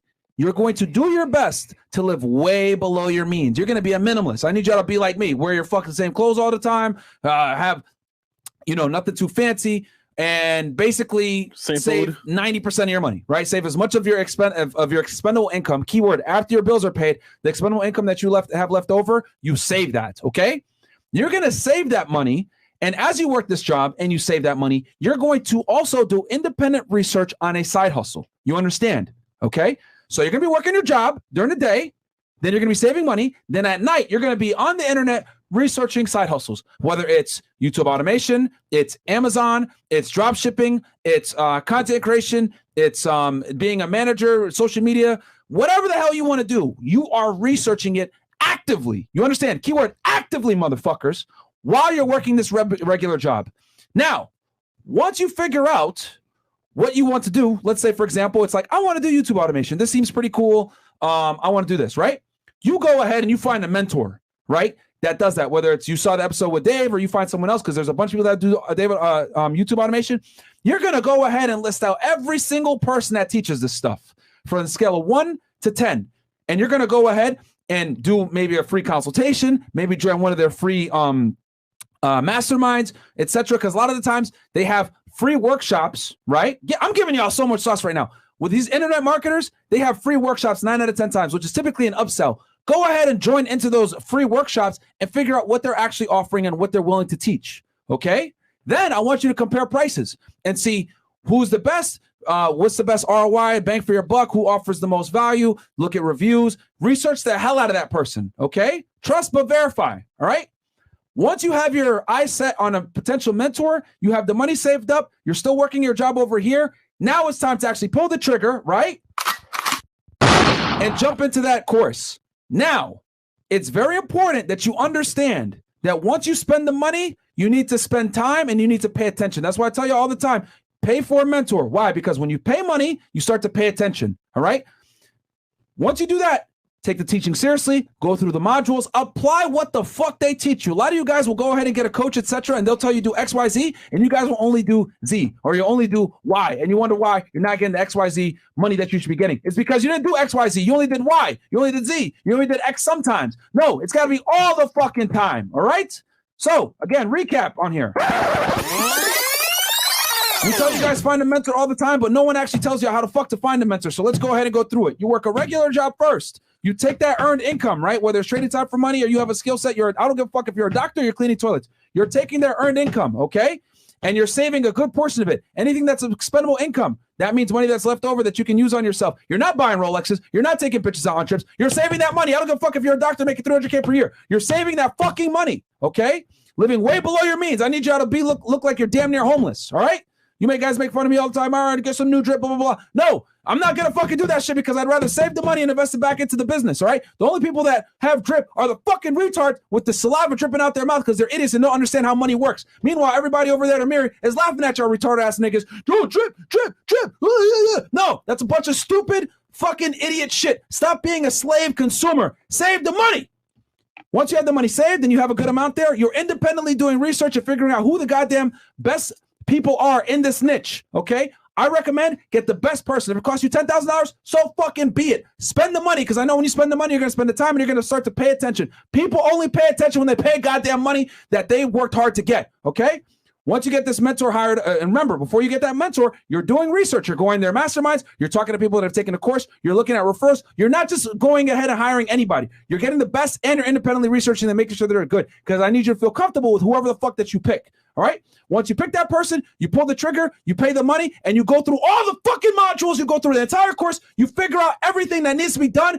Then you go ahead and you start your fucking LLC and you start the business. But the thing is, a lot of you guys think, I'm just going to buy this course. I'm going to figure this out. No, you fucking idiot. You need to actually apply what the fuck did they teach. X, Y, Z. Not just Z, not just X, not just Y when you kind of fucking feel like it. You need to do everything. A lot of you guys that fail when you get a mentor is because you don't do everything that you're supposed to do. Do everything that's required, and then you will go ahead and get back the benefit. But if you don't do what's required and you only do what feels good, then you're not going to get the fucking investment back that you spent the money on. So you need to actually take the action and work really fucking hard after the fact. And keep in mind, you're still working a regular job. You still have your social life. You still have all these other things going on. Guess what's going to happen when you start the side business? Oh, magical thing. Those bitches and those dates and all that social time that you used to have, it's gone now, nigga. It's gone. It's gone. Because as soon as you spend that money, you no longer are going to do all the fuck shit that you used to do when you had your regular job. Like I told y'all before, this isn't for everybody. Are you prepared to sacrifice? You want to really be an entrepreneur while simultaneously having your other job? This is going to be the hardest part, because you'll be working a regular job 40, 50 hours per week, and you're going to be working on your business. Are you prepared to make the actual sacrifices? A lot of you faggots aren't. Let's give it 1,000. A lot of you guys just want to sit there, hey, be an entrepreneur, and do some bullshit on the side, not make any money. It's not a business. It's a fucking hobby. So ask yourself, look in the mirror. Are you really ready to do this? Are you prepared to cut off friends? Are you prepared to not go on vacation? Are you prepared to sit there and go to your real job with 1 hour of sleep because you're building your business all fucking night? I was. That's how the fuck I did it. I told y'all. I was a federal agent, arresting fucking criminals, while simultaneously running a fucking fitness business. I had no social life at that time. But it's okay, because I'm here now because I made that sacrifice. Are you ready to make that sacrifice? This is what no one is going to fucking tell you. How do you actually go about getting a mentor? That's how you fucking do it. You work your real job. You get your side hustle. You work that side hustle until it makes as much money, if not more than your side hustle, your real job. Then you can make the conscious decision to tell your boss, fuck off, I'm going to go ahead and become an entrepreneur. But that's going to take time and a lot of effort, and you're going to have to make sacrifices. Fuck the bitches, fuck the vacations, fuck the banning bullshit. You really have to sacrifice if you want to do this shit. This is a dark side that no one's going to fucking tell you, because it's going to fucking suck. Ask yourself, are you ready to make that sacrifice? All right. Okay. W rant. Fire emojis in the chat. There you go. No one talks about that shit. We're the only ones telling y'all the truth, man. Some behind the scenes stuff. Yeah. All right. So we're touching in last point. Yeah. And then word from our sponsor as well. Yes. Go ahead. You got it. I got to get my voice back. You got PJ Satie says, there's this company offering to walk anybody step by step through their real estate journey. It's sponsored by Rich Dad. It costs $50K. I don't know what to do. Use the money to buy a property or invest in education. That is gonna be save more money, do both. Yeah, I would say it's good to have that like process to walk through, but you want a property too as well, so you could do both. Yeah. Jose Ramirez says, I want to get a new car from dealership. Do y'all think it would be smart to get one and use my second job as a Lyft driver to pay it off? I heard if you do this, you can pay off in 2 years. My friend, I know people that did that personally, and it can work, but you have to understand, you drive that car for work, it's going to have repairs, it can have issues, and let's say you say, you know what, I'm tired of doing this, I want to give up. How you can pay for the car? So you have to know yourself. If you could last 2 years, awesome, but it's going to be tough, just saying. The real Mr. Meatball says, diversification into assets that don't correlate with each other is extremely important. That's very true. And for the other guy, real quick, for the 50K mastermind with the real estate, man, you could probably find other people there. Like I said before, it comes down to what you're willing to invest, but you got to do the math. Is that real estate property that you were going to buy with that 50K, is it going to give you better cash on cash returns? This is what I'm telling you guys. And I talked to you guys about this. Figure out the cash on cash returns if you want to be an investor and your goal is cash flow. So figure that out. And the only person that can answer that is really you. You got to ask yourself, okay, this is a course. This is how much it's going to cost, which is 50K, or I can invest that 50K and buy the property. It's going to give me this cash on cash return. Then you make the conscious decision. But what I'm saying is use the cash on cash return as your main metric. Okay, because I think that's the best one if your goal is to buy a property for cash flow purposes. Cash on cash return. All right. Hey guys, need some help. I work in New York, but I live in New Jersey. I'm making $4K a month, but I'm spending it all back in transportation / Uber / train. Yeah. My credit score is 760. Do you think I should try to get a car? What's your thought? You know what's crazy? The easiest way to save money is to move closer to your job. It's simple. Yeah. Like I'm not gonna lie, bro. Like even if it's like a crappier apartment or even like a little bit more money, the money you spend going back and forth adds up. And in the book Set for Life, it talks about transportation. That's one of America's biggest expense is transportation. Yeah. Back and forth from job to home. Yeah. But the thing is that he sucks. He's in New York. So for him making $4K a month, he probably can't even get an apartment anywhere in the city for that. Yeah, typically that's what you would do. But New yeah. York. That's why these blue states are fucking trash, man. Yeah, bro. If in your situation, it might be better for you to get a car, my friend. It might be time to save and get a car. So that's an example where having good credit and financing a car might be in their best interest in this case, because the Ubers and transportations, I know what it's like being in New York City and having used that. The trains are expensive. They could really rack up. But then you also got to keep in mind, what's it going to be like to use for the easy toll, the tolls, right? Because New York has tolls everywhere, bro. So you got to do the math and figure out what's going to be better. D-Song goes, what is the sweet spot of interest to purchase real estate at 7% right now? Also in today's environment where most homes have HOA, medium house prices over 300K, your mortgage is more than rent. How to get a positive ROI? That's where you got to go in and you got to crunch the numbers, guys. You got to crunch the numbers. You got to basically underwrite the deal before you're even, you know what I mean? Redfin, I use Redfin when I look at a house. You can use the mortgage calculator there. It's pretty damn accurate, by the way. And then you can figure out how much it's going to cost you a month versus how much the house is going to make a month, you know, based on current rentals, etc. And then figure it out from there and get that cash on cash return. But yes, if you buy a house as an investor, be prepared to pay somewhere between 7 to 8% on that interest. Or if you're buying it as a primary residence, you're probably looking more around like 6.8, 6.9, high sixes. If you're buying it to live in. Remember, you're always going to get a better interest rate when you live in a property versus when you buy as an investor. Keep that in mind, guys. All right?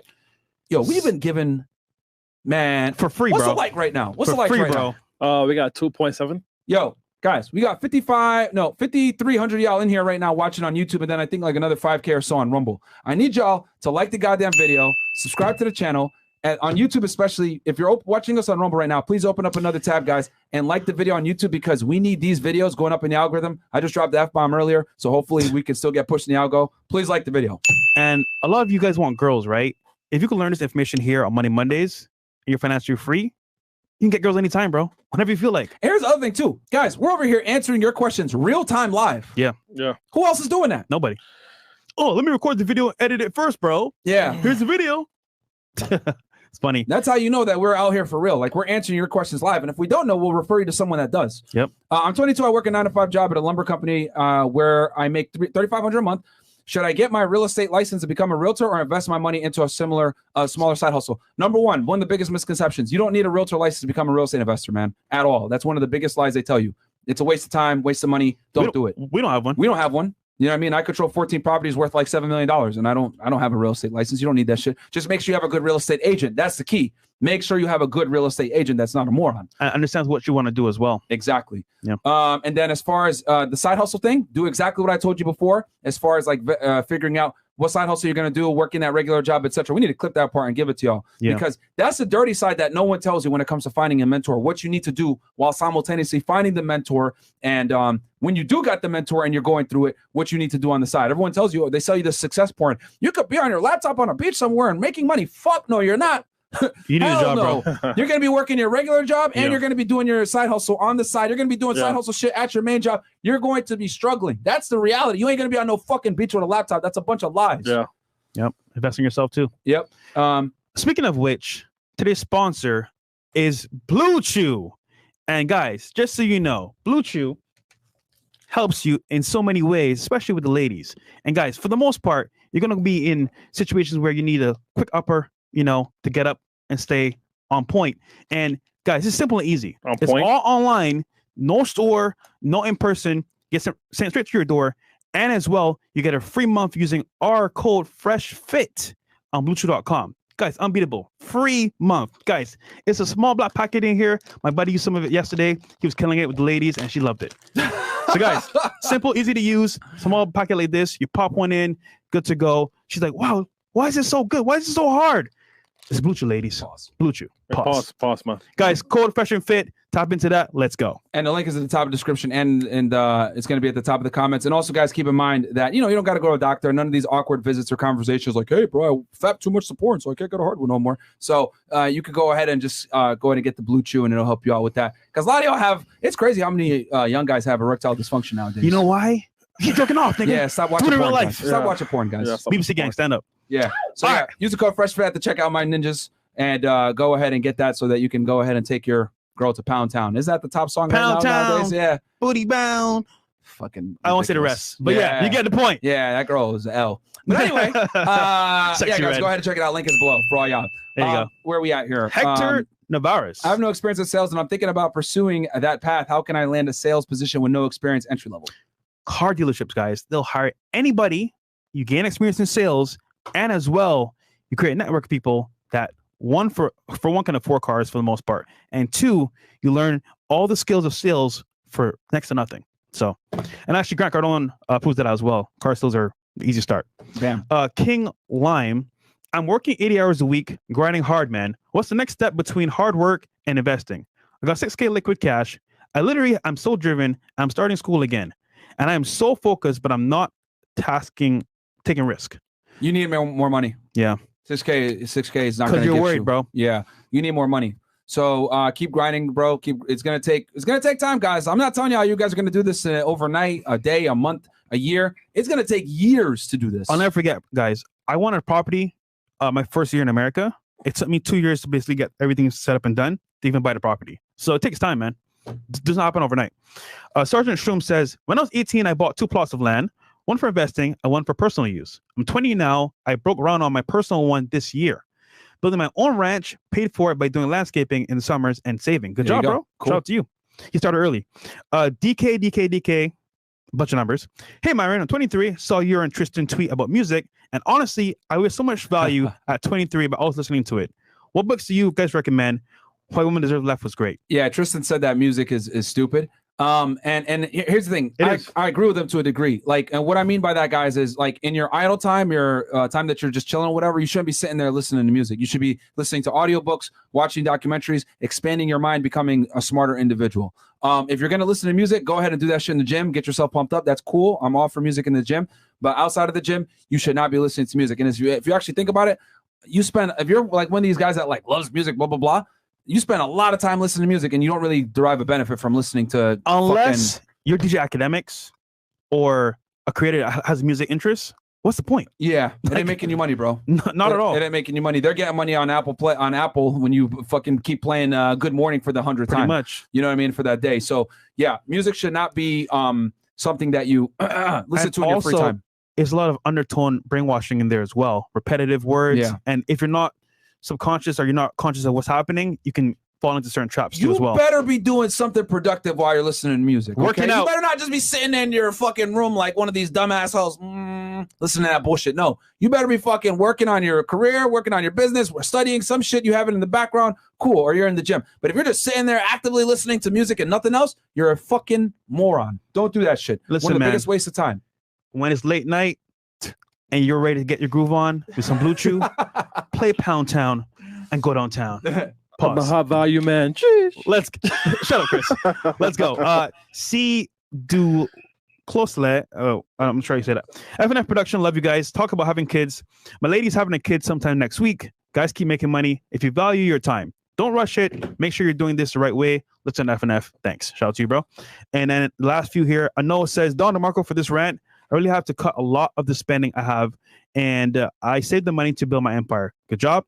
Guys, get Mint. Mint will help you with that. It'll tell you what your current net worth is, which a lot of y'all is going to be negative, and you're going to sometimes you need to see that reaffirmation that you're fucking poor. Yeah. And then second, it'll show all your spending and track it for you. Get Mint. It'll connect all your stuff. We're not even going to get paid to tell y'all this, Yeah. man. But go ahead and get that. But you know what I would do as well? I would each month get a notepad, write down my expenses and my income, and I'd be damn. That's the old school way. I'm like really losing money here, but I'm gaining money here. Let me focus on this. And Yeah. over time, It'll give you a nice visual perfected a budget representation. that was ironclad, and like I was so frugal.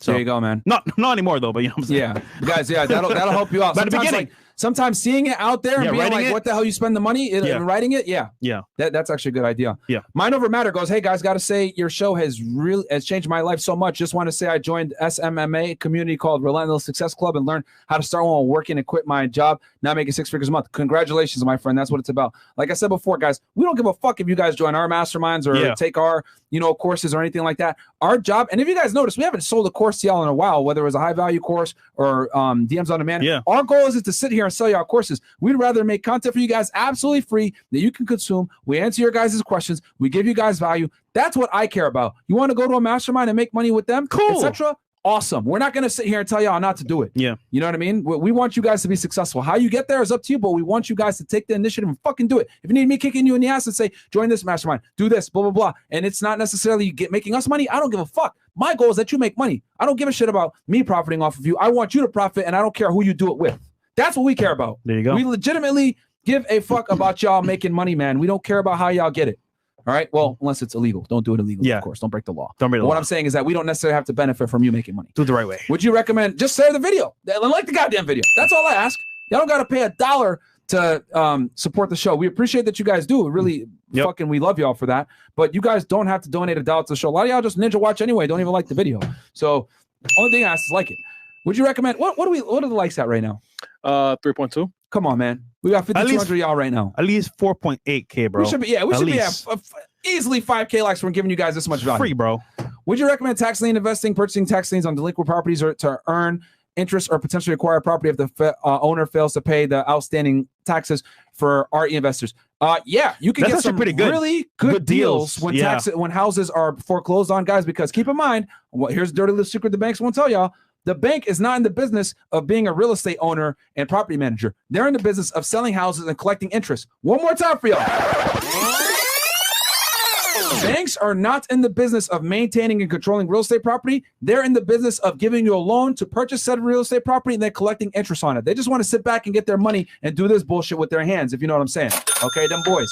So with that said, when someone forecloses on a house, they're going to go ahead and sell that house at a very low cost because they want to get rid of it. They want to make some money back versus making no money, and they don't have the time and effort to put into managing that property, dealing with tenants, and all that other bullshit. So you're going to be able to find really good deals when houses are foreclosed on. You go to the town hall, and they'll be doing auctions, etc. Go to those. You will find fantastic deals. Yep.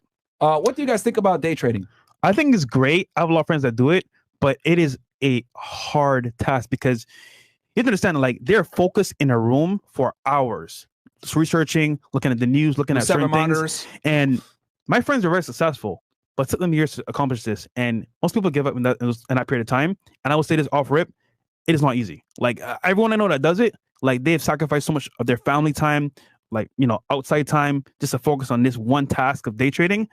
And it's rewarding, but the path to get there is almost, I would say, you can literally lose your life if you don't know what you're doing. You can lose your life doing that shit, guys. So I would say that's one thing you need a mentor, 100%. You need, because the learning curve is so long and hard, bro. Don't even bother doing it on your own. I personally trying to learn that shit. Yeah. Bro. And don't bet anything that you're not willing to risk. I tell you guys with cryptocurrency, don't put no money in that you're not willing to lose. I could lose my entire crypto portfolio right now, and I'd be okay. I'd be pissed, but I'd be okay. It wouldn't hurt me at all.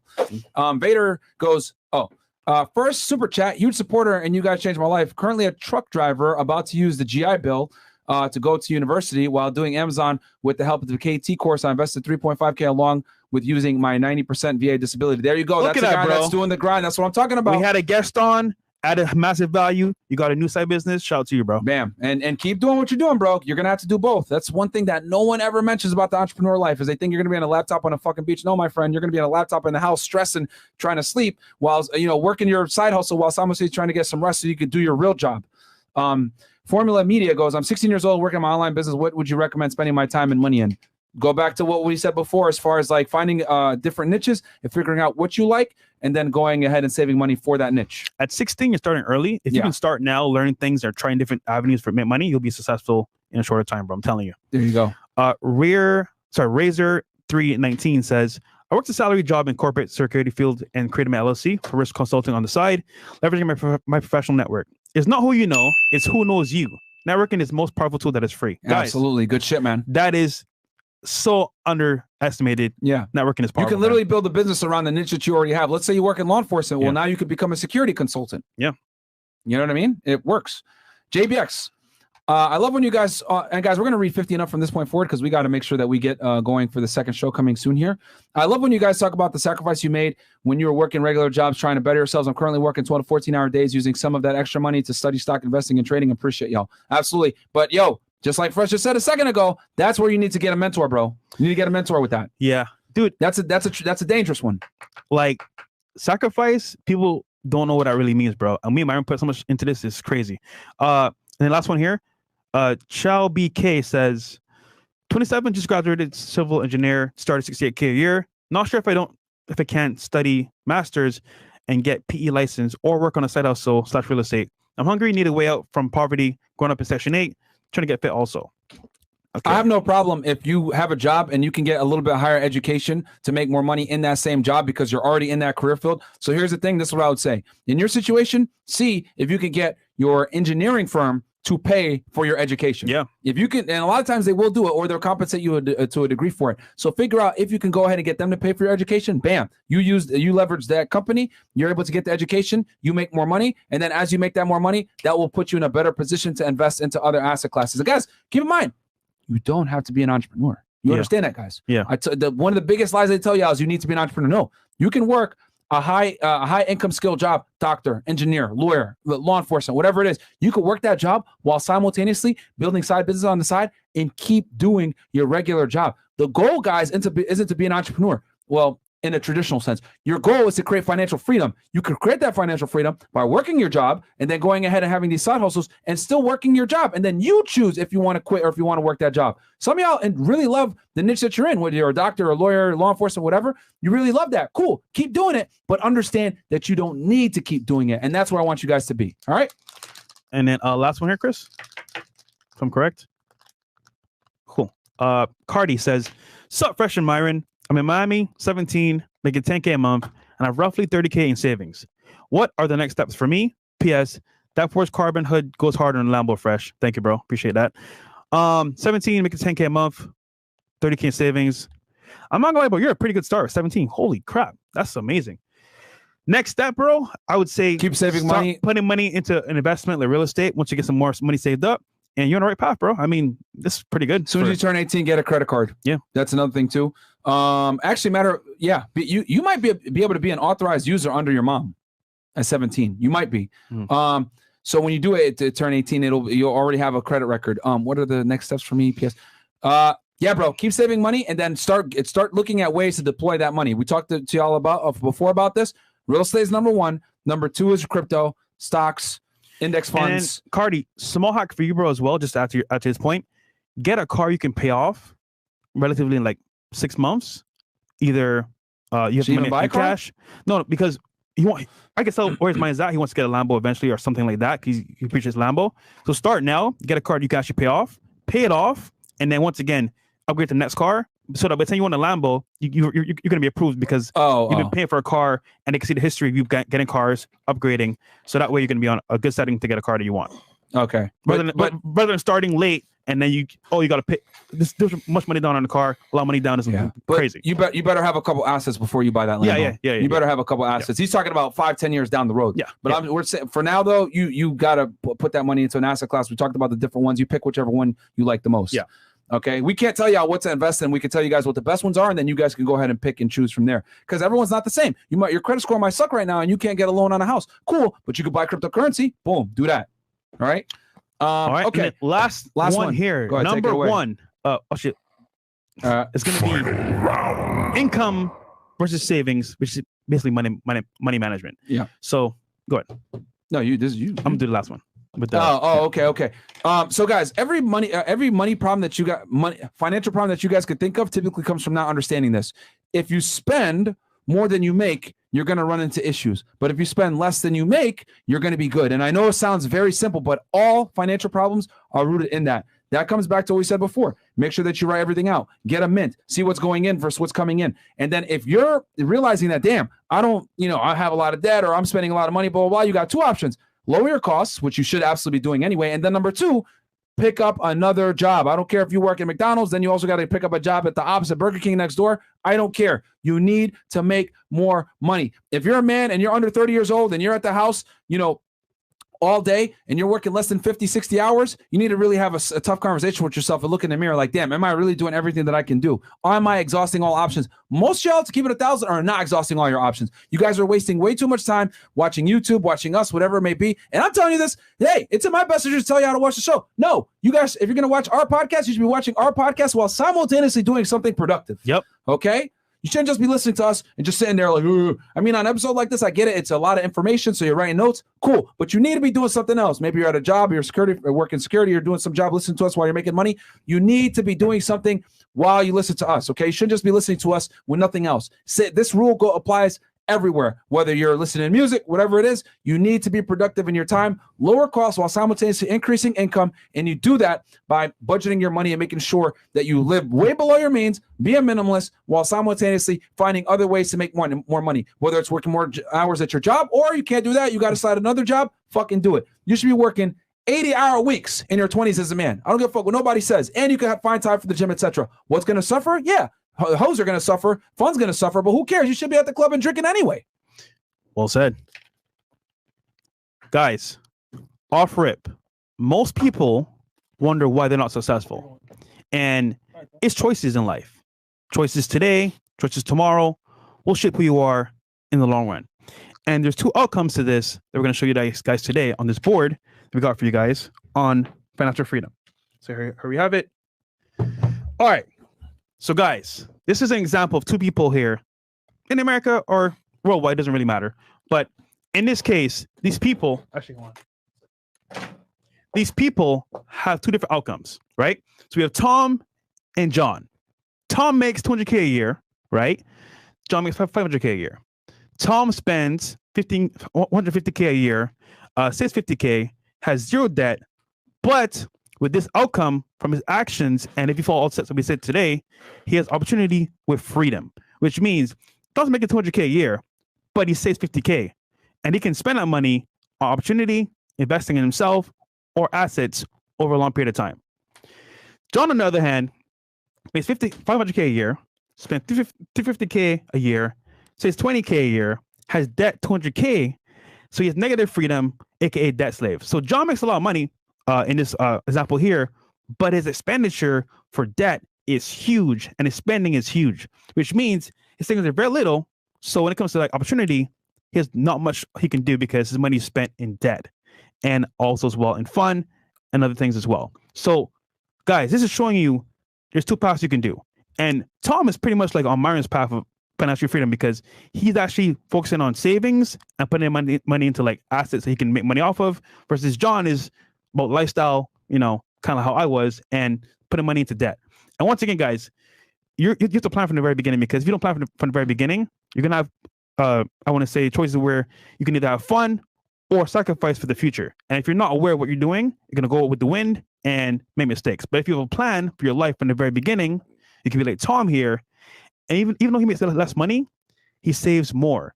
And it's not what you have, but it's not what you spend, but it's whatever you keep for the most part. So there you go. Yeah. And the other thing too, also that I want you guys to know, because for all my high earning guys that are watching this podcast, right? And you can put it down. I'm good.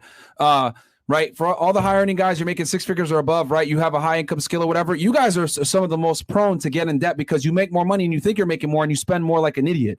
Okay. So what I'm telling y'all, as a higher earning guy, you need to be buckled down even more so to ensure that you don't overspend just because you're making more money. And it's going to be the most tempting for you guys because you have the money to go to Miami. You have the money to be a fucking womanizer and do all this shit. But if you really want to be financially free, guys, and not have to depend on your job, I want you guys in a position where you have side hustles. You have other things that are making you money. Maybe you got a couple ATMs. Maybe you got a couple real estate properties. Maybe you got, cryptocurrency going up and you're getting a dividend from that, or a high interest savings account that's giving you a dividend. You have all these other things in play where you're actually financially free and you're working the job because you want to fucking work it. Yep. You're not working it because you have to work it. You're working it because you want to work it. And you hire income guys with a high income skill, right? Y'all make it $200,000, $300,000, $400,000, $500,000 a year, but y'all are living like you make $5 million a year. You guys are the most prone to fall for this mistake, which I'm really glad that you showed that. It's not about how much you make. It's about how much you save. So guys, if you don't save money and get yourself out of the rat race, you will continue to stay in the rat race, and you're still going to be a wage slave, even though you have a good career. Okay. Again, save the money.